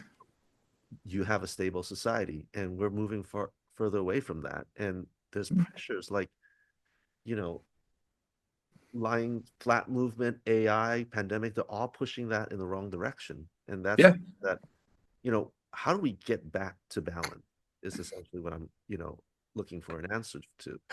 I don't know if we have that answer. I think every world government is trying to figure that out. I used to look at like Sweden and Denmark as model societies, but look at them now. They're Yeah. suffering the same problems. They're having immigration issues. Sweden used to be our poster child for a perfect, kind of socialist democratic society. Yeah. And now the violence, the voting, the problems, it's now it's even infecting in those areas. Germany has swung right. The more protectionism, the everyone is out to get me, no one has my back, I don't feel safe mentality around the world is growing between nations. We Mhm. saw it started with Brexit. Look at Brexit, Yeah. saying, oh, Greece Yeah. is taking too much of our pie. Why are we bailing out Greece? That kind of thing. Um, that 90s society where everything was plentiful, that golden era that we kind of grew up in, that is being replaced by a growing society, an aging society, housing challenges, global supply challenges, um, going back, just the rare earths that everyone is so desperately seeking. 90% of the rare earths for the world is produced in one mine in China. Yeah. Politics creates problems there, right? There's no, that's one of the biggest challenges. That's what the U.S. is facing. That's why we're looking at Greenland and Ukraine and all these other places, Canada, for minerals. We're Yep. looking to try to find rare earths. I think technology is a solution there. Interesting technology came out just recently using similar to the way we compact diamonds to make synthetic rare earths. We can produce um, iron nitride based rare earth magnets with compression by aligning them and make synthetic magnets to ease some of those supplies. So, is synthetic production the answer? Can we, are we approaching that point to where we're kind of like the Star Trek, where we have the holodeck that just beams up our food and we play on some particles and get there? Is that the right answer to push technology further over the line so that it is the lands of milk and honey to where we just manipulate the particles and produce whatever we need? Possibly. I mean, That would be a golden answer for everybody. you know, Um, yeah, I mean, that's the bias I have because, I'm a Silicon Valley, transplant, and I always believe that that's, you push forward technology. You think of every big revolution that's happened in human civilization has always been any leap in technology that was forward had created a lot of wealth and equality for everybody, right? Because yeah, the first time we figure this type of stuff out, you never get it right the first time, and the way you make up for that is manpower, yeah, right? yeah, Like you think about how we built a car first. It's like it used to be with a lot of humans. Now it's all robotics, right? Yeah. Yeah. Steam engines changed everything, you know. Was it the story of Casey Jones? I don't know if you know that one from the railroad. He was a guy that I don't know this one. Yeah. Casey Jones was a famous American story out west to where he was back in the day when they were building the railroads, it was driving the iron spikes. You Oh yeah, swung a yeah. big sledgehammer Yeah. and drove them in there. Yeah. Yes. Yeah. He raced, Casey Jones was the guy who raced the steam engine. And I think he died trying like to drive more nails than the steam engine. Okay. And that's kind of where I feel like we are now. It's like I'm the Casey Jones and AI is more the steam engine kind of thing is Yeah. what it is. You know, Yeah. that's what it feels like. I mean, Um, it feels I like don't at know the how end. we overcome some of that. That's some of the challenges of it. It is almost, you go back to the Fermi paradox. I don't know if you're familiar with the Fermi paradox, the in Explain it for our evolutionary, audience. Yeah. huh? Explain it. In Fermi paradox, you have various steps throughout societies to where you either pass this gate or you fail. You know, Yeah. this is the, advanced civilizations versus non-advanced civilizations. They fail. Why? They consume all the resources and die on their planet, all these kind of things. Yeah. Is AI one of our Fermi paradoxes? Is this really truly one of those stepping stones that defines, does our society succeed and evolve to the next level? It In, feels like a lot of experts are or saying that. do we not? That's the, and maybe the answer is we don't. That may be the outcome. We've existed on this planet for billions of years, and in the last 4,000, we've went from Bronze Age to AI. Why Yeah. have we not done that 500,000 other times in the billions of years that we've been around? Yeah. Or have we? I don't know. That's the kind of stuff I think about. That's what I look at is how many times have we done this game? And just, the time span is there. How many times have we reset ourselves? Yeah. These kind of things. We're in the Matrix, right? Yeah. Well, Yeah. it's not even about Matrix things. It's, you look at something that always goes back to and if you look at the Sea of Japan and off the Sea of Japan, running from there down through the Polynesian islands, there's roads that are underwater, ancient civilizations, cities Yeah. that are underwater. Yeah. They were above ground at one point. People were there. Yeah. The heads on Easter Island, all the heads that, Yeah. you've got the heads sticking up, but lo and behold, you dig them out 4 or 5 feet below ground. There's the full body. The Yeah. Sphinx in Egypt. Why is half of it buried and half of it was above ground? Obviously, some things have been around for a while, and we've seen things in our society, right? Yeah. So I look at this and go, is this just another test? And if we don't pass, we go back to being cavemen and start all over again, Okay. repeat the cycle. I don't know. Does society rip itself apart because we're hungry and we have nuclear weapons and all this stuff? Who knows? That's the challenge. Is it does feel like this is a test. This is going to be one of the harder tests. I thought it was going to be global warming. I really did think global warming was going to be the biggest challenge we Yeah. deal with. Yeah. Seeing what AI is doing to our society, or could potentially do for or to our society, Yeah. that one seems like a bigger dice roll than anything else I've ever experienced. It's going to change our society. It could potentially reset our society. It could potentially catapult our society into the great beyond, Mars and beyond, whatever it is. Is that the expansion? Is that, now we expand beyond the planet for resources and those kind of things. There's a lot of options that come from this stuff. It's just so unpredictable. There isn't a way to predict it because we're dealing with humans. Much like the hallucinations in AI, it will give us an answer. We will have an answer as a society. Will it be the right answer? I don't know. Yeah. Well, Shane, I think we've drained a lot of the AI talking points that we wanted to go over. Some really interesting conversations. So wanted to switch gears a little bit. This is a topic I think you have much more knowledge than me, and I'm interested to learn more. I don't know a lot about quantum computing, but I want to get some of your thoughts on it. Why is it important? How's it changed things? And how should we be learning more about it? Maybe you can take each of them one at a time. Sure, sure. The quantum computing part of it kind of goes with my interest in Gen AI, just AI in general. Both of them work off probabilities. So the probabilistic concept of quantum computing and outcomes in quantum computing and the capacity for processing large knowledge graphs quickly. That's kind of what goes hand in hand with AI and the interest in AI. Those two pair up very well to make for AGI type systems, highly intelligent um, outcomes based on probabilistic matrices that we're kind of looking at there. So that's kind of the relationship before. Honestly, I got more into the quantum side of it well before I was into the AI side because it's existed longer. Topics like quantum locking, interesting ability to overcome gravity using superconductors.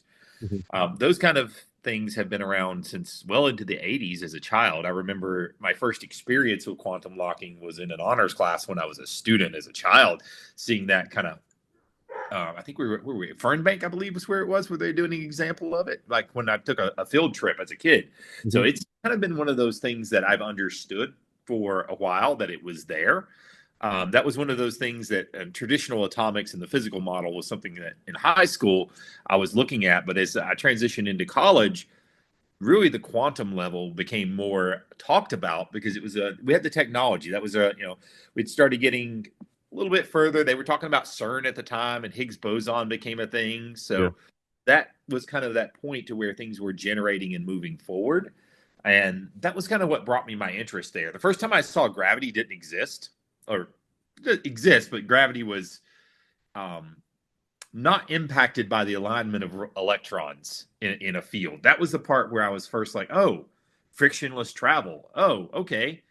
I can, just kind of be weightless without any real concept of it. There's so many applications that it kind of blew my mind as to, wow, this is really how it works. As I got older, I've looked at the quantum level. Just the whole concept of quantum mechanics really has excited me because when we look across the world, we see a table or a tree, right? And we understand from the atomic model that that's not what's really there. But Yeah. we've never understood how we go from a particle to an object that is rendered for us in our world. The things we know it as, like the computers, the trees, Yeah. the true three-dimensional objects that we look at. And as I started studying quantum mechanics, that's where you get into multiverse and fourth dimensional objects, and how you end up with the shadow of a three-dimensional object is actually a two-dimensional object. The shadow of a fourth-dimensional object would be three-dimensional objects. That kind of thing goes hand in hand into the way it makes it up, and that just fascinated me. It was kind of the same way I got into programming. Programming, I ran around in a BBS text-based game, you know, playing in this game world to a point to where I became good enough that a nice guy named Scott Martins kind of came and said, "Hey, do you want to see how it works? You want to learn some more programming?" You kind of got an interest in it. And then I was teleported away to a little room called Nowhere that blew my mind. I was like, someone pulled the curtains back in the game, and all of a sudden there was all these complex processes that made this world exist. And that's kind of how I relate to quantum mechanics. That's the same concept.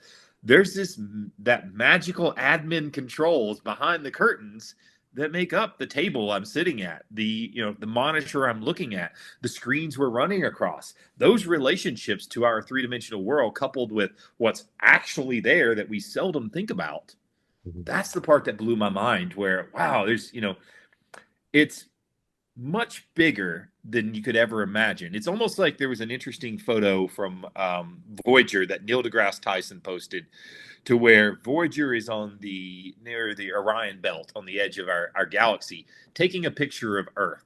Yeah. And all you see is a little blue speck the size of a pin in this sea of darkness. And that's kind of what that was with quantum mechanics. Is one day you realize that, yeah, the laptop I'm looking at, it's far more complex. There's this sea of like magical particles, that many of which we really struggle to understand today, that make up what we understand as reality. And that kind of impact is what was so fascinating. That was truly magic to me. Mhm. That was the equivalent of magic in my mind, if there is such a thing Yeah. like that. That's those forces at play. Um, were almost mystical. And then I started realizing, after learning a little bit more about how things work and the relationship of waves, that realistically we all float around in a big sea of waves. And based on the inputs that interpret those waves, we see color, we hear sound, we have taste, we have all of these reactions that are really just reading a wave. The crest and the scent of the wave makes up the perception of our reality.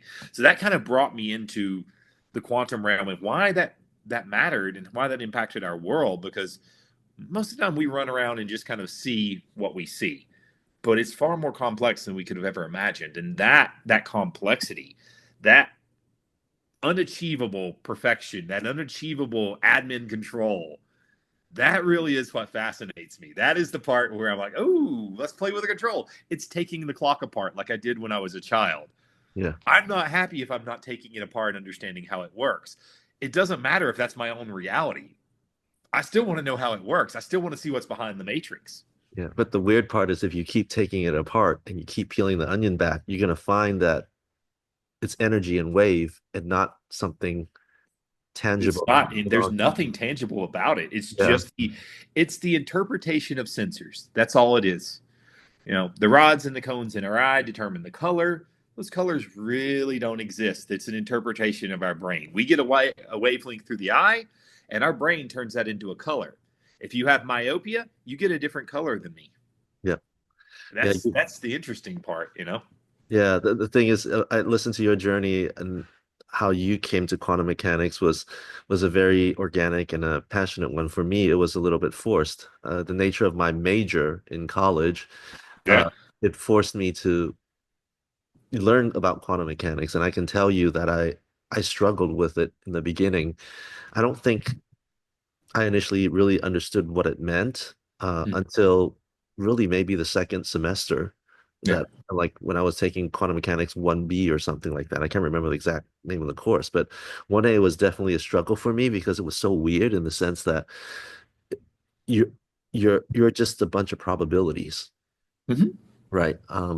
So I don't know. It's the randomness of it. It's also there's a technological potential to it, though.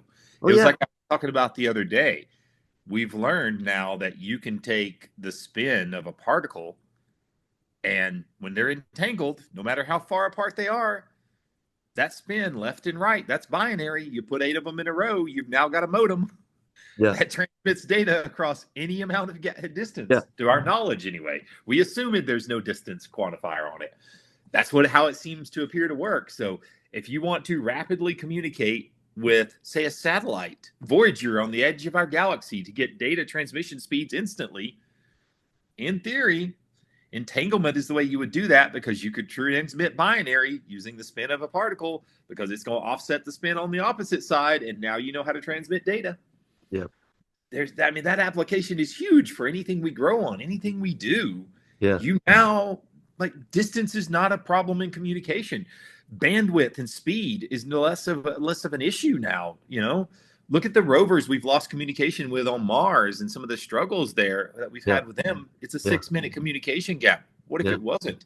You could drive your little RC car around on Mars without any problem, real time. I love that you just called the over an RC car, but that's hilarious. I'm sure the NASA $82 million engineers would appreciate RC that. car. All right. Yeah, yeah. It's $82 million. Tying it to kind of more practical things, right? You talk about quantum mechanics, and now tying it to kind of quantum computing. Yeah. Um, we talked about it a little bit in the past, and it was really about you teaching me what it was. Can you talk a little bit more about, quantum computing and, what Yeah. it means for the field, like application and like just general like human advancements and what we're able to do versus what we Sure. could do before? Sure.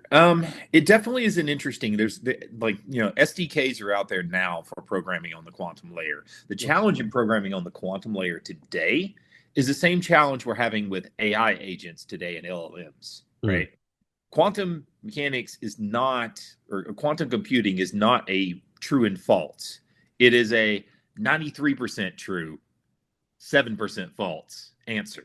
Yeah. You still deal with that probability of nothing being 100%. The entire challenge when we look at like the Willow chips and things that they're producing today on all the chip level, Yeah. the biggest challenge is error correction. How do you get the hallucinations out? The same hallucinations we deal with in LLMs also apply to quantum mechanics, because sometimes, the outcome is negative. Sometimes you don't get it right. There's a 7% chance you will fail on your answer. Hmm. We're not used to dealing with that in traditional computing. In traditional computing, it is a 1 or a 0. It's not 0.97. That's right. Yeah. And that's what we have to deal with. That's the challenges in quantum computing and how you work with it. For things like modeling, to where a 97% chance of success is good, is acceptable, it works. For things where you need it to truly be 100%, it doesn't work as well. And until we can get that error correction up to 100%, there's just going to be applications to where 3% inaccuracy is just too much.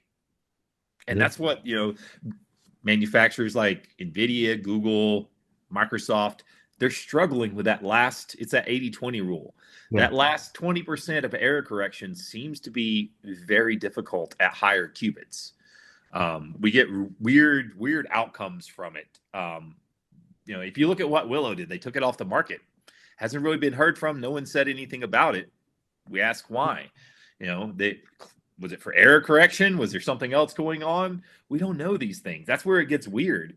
And unfortunately, the quantum world is weird. It's not a true and false world. Quantum computing isn't true or false. It's yes, no, and maybe. Yeah. Yeah.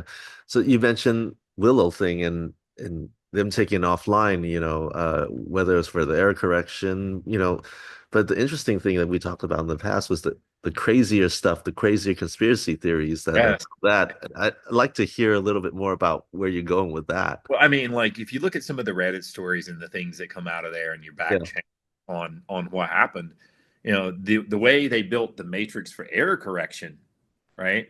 It's just a grid. It's a 7x7 grid of pixels to determine truthfulness, right? And error correction. You look at what was on, like, the conspiracy theories and the more crazier side of it. Yeah. And you've had everything from people reporting that glyphs started appearing from fourth dimensional outcomes in their communication. Something was trying to communicate over the chips. When you play in the quantum world, we have very little understanding of it, right? We don't know the true impact. Is it communicating in fourth dimensional space with all these other dimensions? Is that really how it's doing? Is it really making a choice across, every probable dimension that could exist? Is that really how it works? We don't know that answer. And because we don't know how it works, we just know how to manipulate it a little bit. I think it'll be many, many years before we actually know the true implications of what we're doing. We may come to find out later that we're sending out a signal through, intergalactic space to everybody that notices us, and we may not want to be noticed. I made the statement before. What is it? The quiet rabbit stays alive in the woods. That's right. The noisy rabbit gets eaten. Yeah. Yeah. And that may be what we learn, is that we are the noisy rabbit, and we probably should not be doing that. You look at all the other crazier side of what we deal with in the quantum world. I mean, we deal with Tic Tacs in Congress last year, right? That was the big talk. So when Google comes out and says, yeah, it could be communicating across Willow could be communicating across multiple dimensions. If you'd have asked me that 20 years ago, I'd have been completely shocked. If you asked me that this year, I'm like, makes sense. Probably could happen. I could see that. Yeah. The things that were crazy 20 years ago are less crazy today because science has progressed. But that's what we find in our culture, right? When Columbus decided to say the world is round and sailed away for Portugal, everyone told the man he was crazy and he was going to die in a storm. You'll fall off the face of the earth. Yeah, you'll fall off the face of the earth. The dragons will get you. All this kind of stuff. Guess what? He didn't fall off the face of this earth. Yeah. Here we are today, sitting on the continent that they found in that area. So, I mean, obviously, fear drives a lot of this. So you can't fear what it is, but you do need a healthy dose of fear to understand it. There's a respect for technology, right? The respect for what we do. Yeah. Anything in science has a checks and balance system that we work with. If you get too far of that, if you fly too close to the sun, It will melt your wings. We know this. Yes. Look at the people in the 1940s when we were testing the atomic bomb. Yeah. We sent our soldiers walking out there, our soldiers and scientists, unclothed, just walking out there at ground zero drop points, looking at the ground, picking up rocks, seeing what would happen. I'm pretty sure most of those guys died of cancer a few years later. But at the time, we did not understand that. We put asbestos in our houses because, yeah, it's a great insulator. We sprayed it all over, DDT all over our crops in our fields because, yeah, it was great for killing bugs. Then we realized it gives us cancer. We may find out some of the same things about the technologies we're working with today when we progress faster than science can catch up, right? That's the QA side of it. If you don't do the proper QA, no matter what it is, there's risks associated with it. And we're seeing that today. The Willow chip is a great example of a possible risk. We don't know what it is, right? Yeah. So it's just, until we know, of course, the conspiracy theorist and the crazy is going to happen. You're going to get the strangest of outcomes until yeah. you know the truthfulness about it. I will say this based on what I understand about quantum computing is it's what excites me is the unknown, right? It's a possibility of what it can mean, right? You know, you think about how fast it can make a decision, how quickly it can speed up how we think about things, because our brain doesn't process this quickly. I mean, you think about AI in terms of how it's making our lives a lot easier. How we can write our code faster, we can write our emails faster, we can, you know, pivot to different things a lot faster because of AI, because we have this assistant that can compute, just crank through things a lot faster. And quantum computing seems like an exponential version of that. And It is to a degree. Yeah. yeah, and what excites me is that does if we figure it out, will it allow us as a species to evolve faster than we could without it, right? Yes, it will help us evolve faster. It will bring about change faster. It will impact us faster. Is that evolution? I don't know. That's not truly evolution. That is technological evolution, Yeah, but that is not human evolution. yeah, Our because genetic evolution has not caught up with the challenges we're facing today, right? exactly. Um, That's where I struggle with it because biologically we're biological entities and we have limitations in terms of how fast we can keep up with some of these sort of things. I would challenge on that there is a limiter on us, but there have been people that have came about in our society that have proved those limits don't actually exist. A very fair example, we talk about quantum computers being faster than the human brain. It was Solomon Vomonachevich, Russian guy. Uh-huh. He was able to remember every day of his life instantly, as if photographically, and could quote it. Yeah. If he can do it, that means biologically any human could do it. So Yeah. when you look at some of these people that are outliers and special because of either brain injury or other problems in life, they have abilities and capabilities that most of us don't have. But that doesn't mean that we potentially couldn't unlock those with technology with other modifications. There is a limiter clearly on the human brain. We know we only use 30% of it Mhm. on average. Some people have unlocked more, some people have unlocked less. That's kind of what Neuralink is doing. They're looking at ways to exploit the human brain because in reality, biological processors are faster than transistors. What we're looking at now with LLMs and quantum computing and just that sector, we're looking at now at using cells as transistors because they transmit data faster than traditional mechanical systems. So I would bet what we get at the end to find out is that the biological human cells are some of the fastest transistors and are actually superior to most of the computers and the compute capabilities we have today. We just don't know how to unlock that potential. And and to that end, we keep going and we end up creating an- Super Saiyan, whatever it is. Yes, another you're going to. species where we're the gods instead. That is one of the more interesting parts of when you get into the crazier sides of the Yeah, things you talk about, right? yeah, You see the little gray men and things like that. That could have been your previous generation that did evolve off this planet. And at that point, who's to say we'll look like we do today, yeah, right? yeah. And you look at everything is based on energy. Who's to say that once you move up, past all of your challenges as a society and you get to that top tier society, who's to say we're going to look the same as we do today? What's the need for a physical body when you can transcend it? Do you need arms and legs to win your transcendence? Probably not. All right. Now we're getting into like This is where you get the anime crazy stuff, right? Akira Yeah, yeah. territory, right? Yeah, but this is it's the interesting thing is every religion around the world generally says that when you die, you transcend to something else. Yeah, So it's not a foreign concept. It's only a foreign concept when you merge it into this world. You go to any church in America, that's a perfectly understood concept. You go to any church in the Muslim or the Arabic world, perfectly understood concept. yeah. Um, Hindi and some of the more those religions more reincarnation, they still believe in you go up then come back down kind of Well, concept. the So concept of transforming into energy to go back and become a human, yeah, that's part of our society for years and has been talked about for years under the guise of religion. yeah, So yeah. I it's mean, not like it's foreign to us. I mean, to think, yeah, I mean, you got to point that. I mean, we describe it as energy because that's what science describes it at, and religion describes it as a soul. Yeah, All religion has some concept of a soul, yeah. whether it's a one-stop shop or a reincarnation, like in Hinduism or Buddhism. It's our energy that's being passed around. That's the only thing that travels. That is the one thing that is science and religion have in common is that energy is the only thing that transcends death. Energy is the only thing that travels.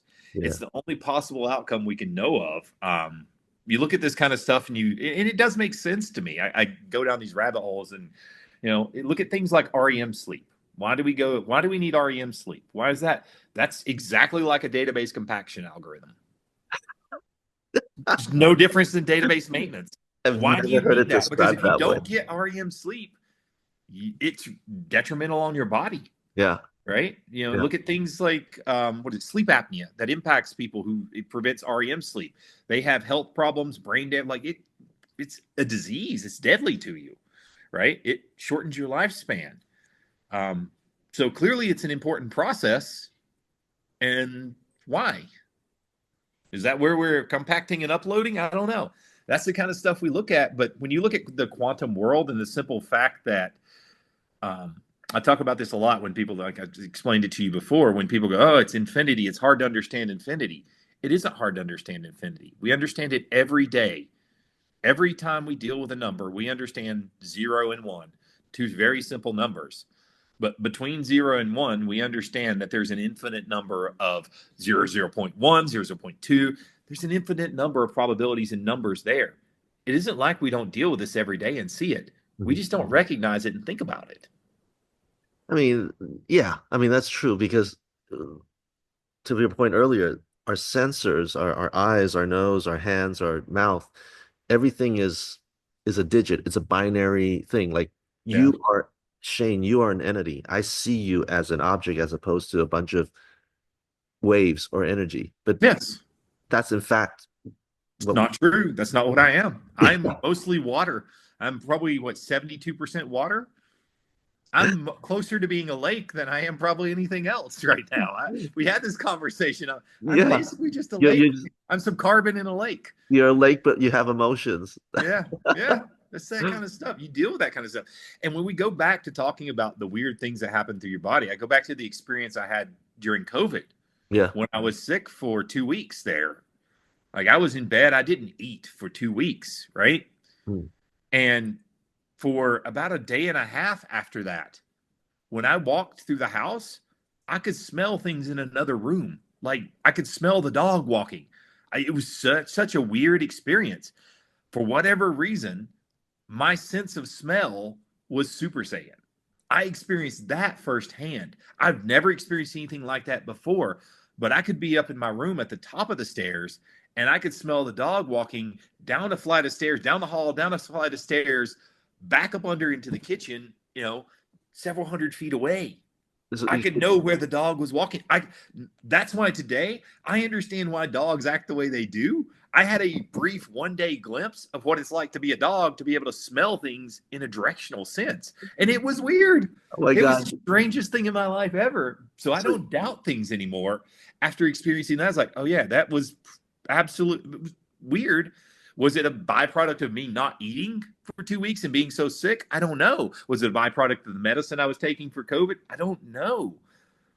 But for a day and a half, I could smell things walking. It was crazy. It was weird. I could have told you what was in the other room and where it was moving positionally just by the smells I was getting. It was such the weird Like, experience. you have never told me about this. This is hilarious Yeah. and Oh, I fascinating. thought I told you about that one. Yeah, that was my COVID experience on No. super smell for a day. And Yeah. then it went away. Then it went back to normal and stuff. But, I could, for that first day I was up, like I was wanting food. I could not really go close around food because it was so strong and such a weird, like it was like almost like putting your nose over ammonia to the degree. It Wow. was so in your face and bold that it was almost upsetting to be around. And it was day and a half and went away. So I do know these things are possible. I look at people who like, the guy who could remember everything, a very famous guy. He could tell you, every day of the week, everything he did. He could tell you what the weather was, whether it was raining, snowing, 30 years back. Why can he do it? Why can't we all recall at that level? There's clearly a reason for it. The same particles, the same cells, the same concepts make up our bodies that make up his. Something's arranged slightly different. Somewhere a neuron is firing that doesn't fire for me. Somewhere things are connecting and circuits are connected that are not connected for us, Yeah. because we're no different than, a mechanical circuit or a digital circuit. When you put electricity to the human brain, strange things happen. Go to the Mythbusters, to where, you do the Mythbusters episode where they had Tori and Grant, and they could control Tori's body just by sending an electrical signal to his brain. They could make him eat with a fork and do whatever. They played robot with him. That was 15 years ago on Mythbusters. This is hilarious, man. I feel like, you just literally described yourself becoming an X-Man for about a day and a half. Yeah. I'm just gonna, next time I see you, I'm just gonna introduce you as Wolverine. I don't know about, I don't have any claws or anything, but I got the beard for it. But yeah. Yeah. So, I mean, and I'm sure other people have had strange experiences like that, to where it's just those weird things in life. Yeah. For me, it was being sick for 2 weeks and not eating anything, not Yeah. being able to keep anything on my stomach for 2 weeks. Yeah. That was as closest I've ever felt to dying. I swore I thought I was going to die. I went to the doctor like 3 times. They kept sending me home saying they can't do anything for me. But yeah, it was a crazy experience that I got out of that. And, the end result of all that suffering for 2 weeks was, for a day and a half, I could smell things moving around my house. It All was right. strange. All right, Wolverine. Weird, very weird. Yeah. All right. So Shane, that was kind of our last discussion point. And I'm really glad we kind of ended with quantum computing and quantum mechanics, because it really allowed us to kind of fly off the rails and go on something that's a little bit, more crazy. Yeah. Not sure that to your point, that most people would, understand it or even care for it, but it's something I definitely enjoy, and a good climax, crazy topics, right?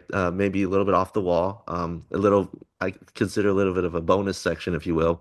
But, but I wanted to bring it back a little bit, to conclude. First of all, I wanted to thank you for taking the time to talk with me about this. I thoroughly enjoyed it.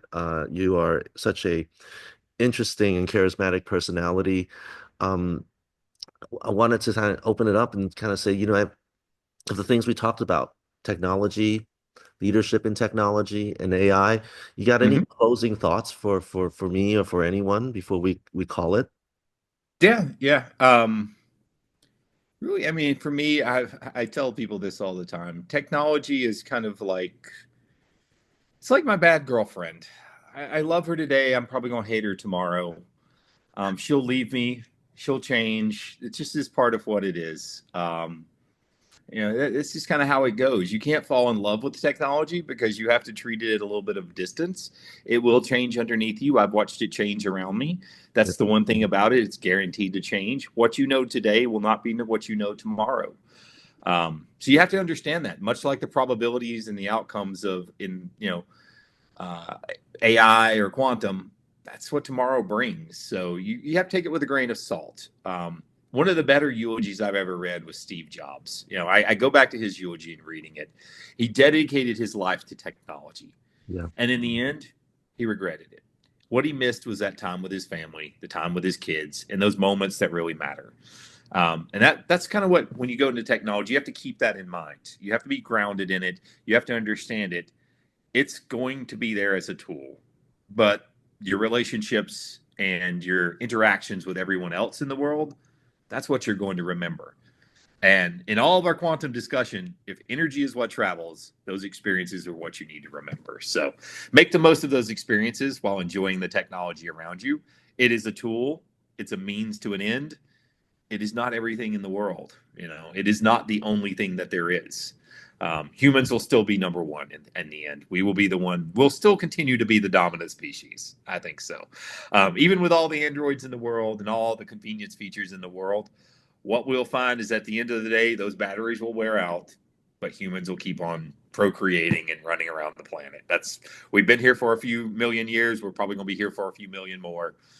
It's just how it's going to go. Well, I certainly hope you're right. Selfishly, being a human myself, I do want to remain this dominant species. And on that note, Shane Pettit, technologist, leader, innovator, just a charismatic dude. Crazy old guy. Thank you so much for your time. This was a lot of fun, man. Thank you. I've enjoyed it very much. All right. Right. Take care now. Yep. So you made it all the way to the end. That probably means you like what we had to say. Thank you so much. Please remember to like and subscribe so we can continue to bring you more of this content. See you later, folks.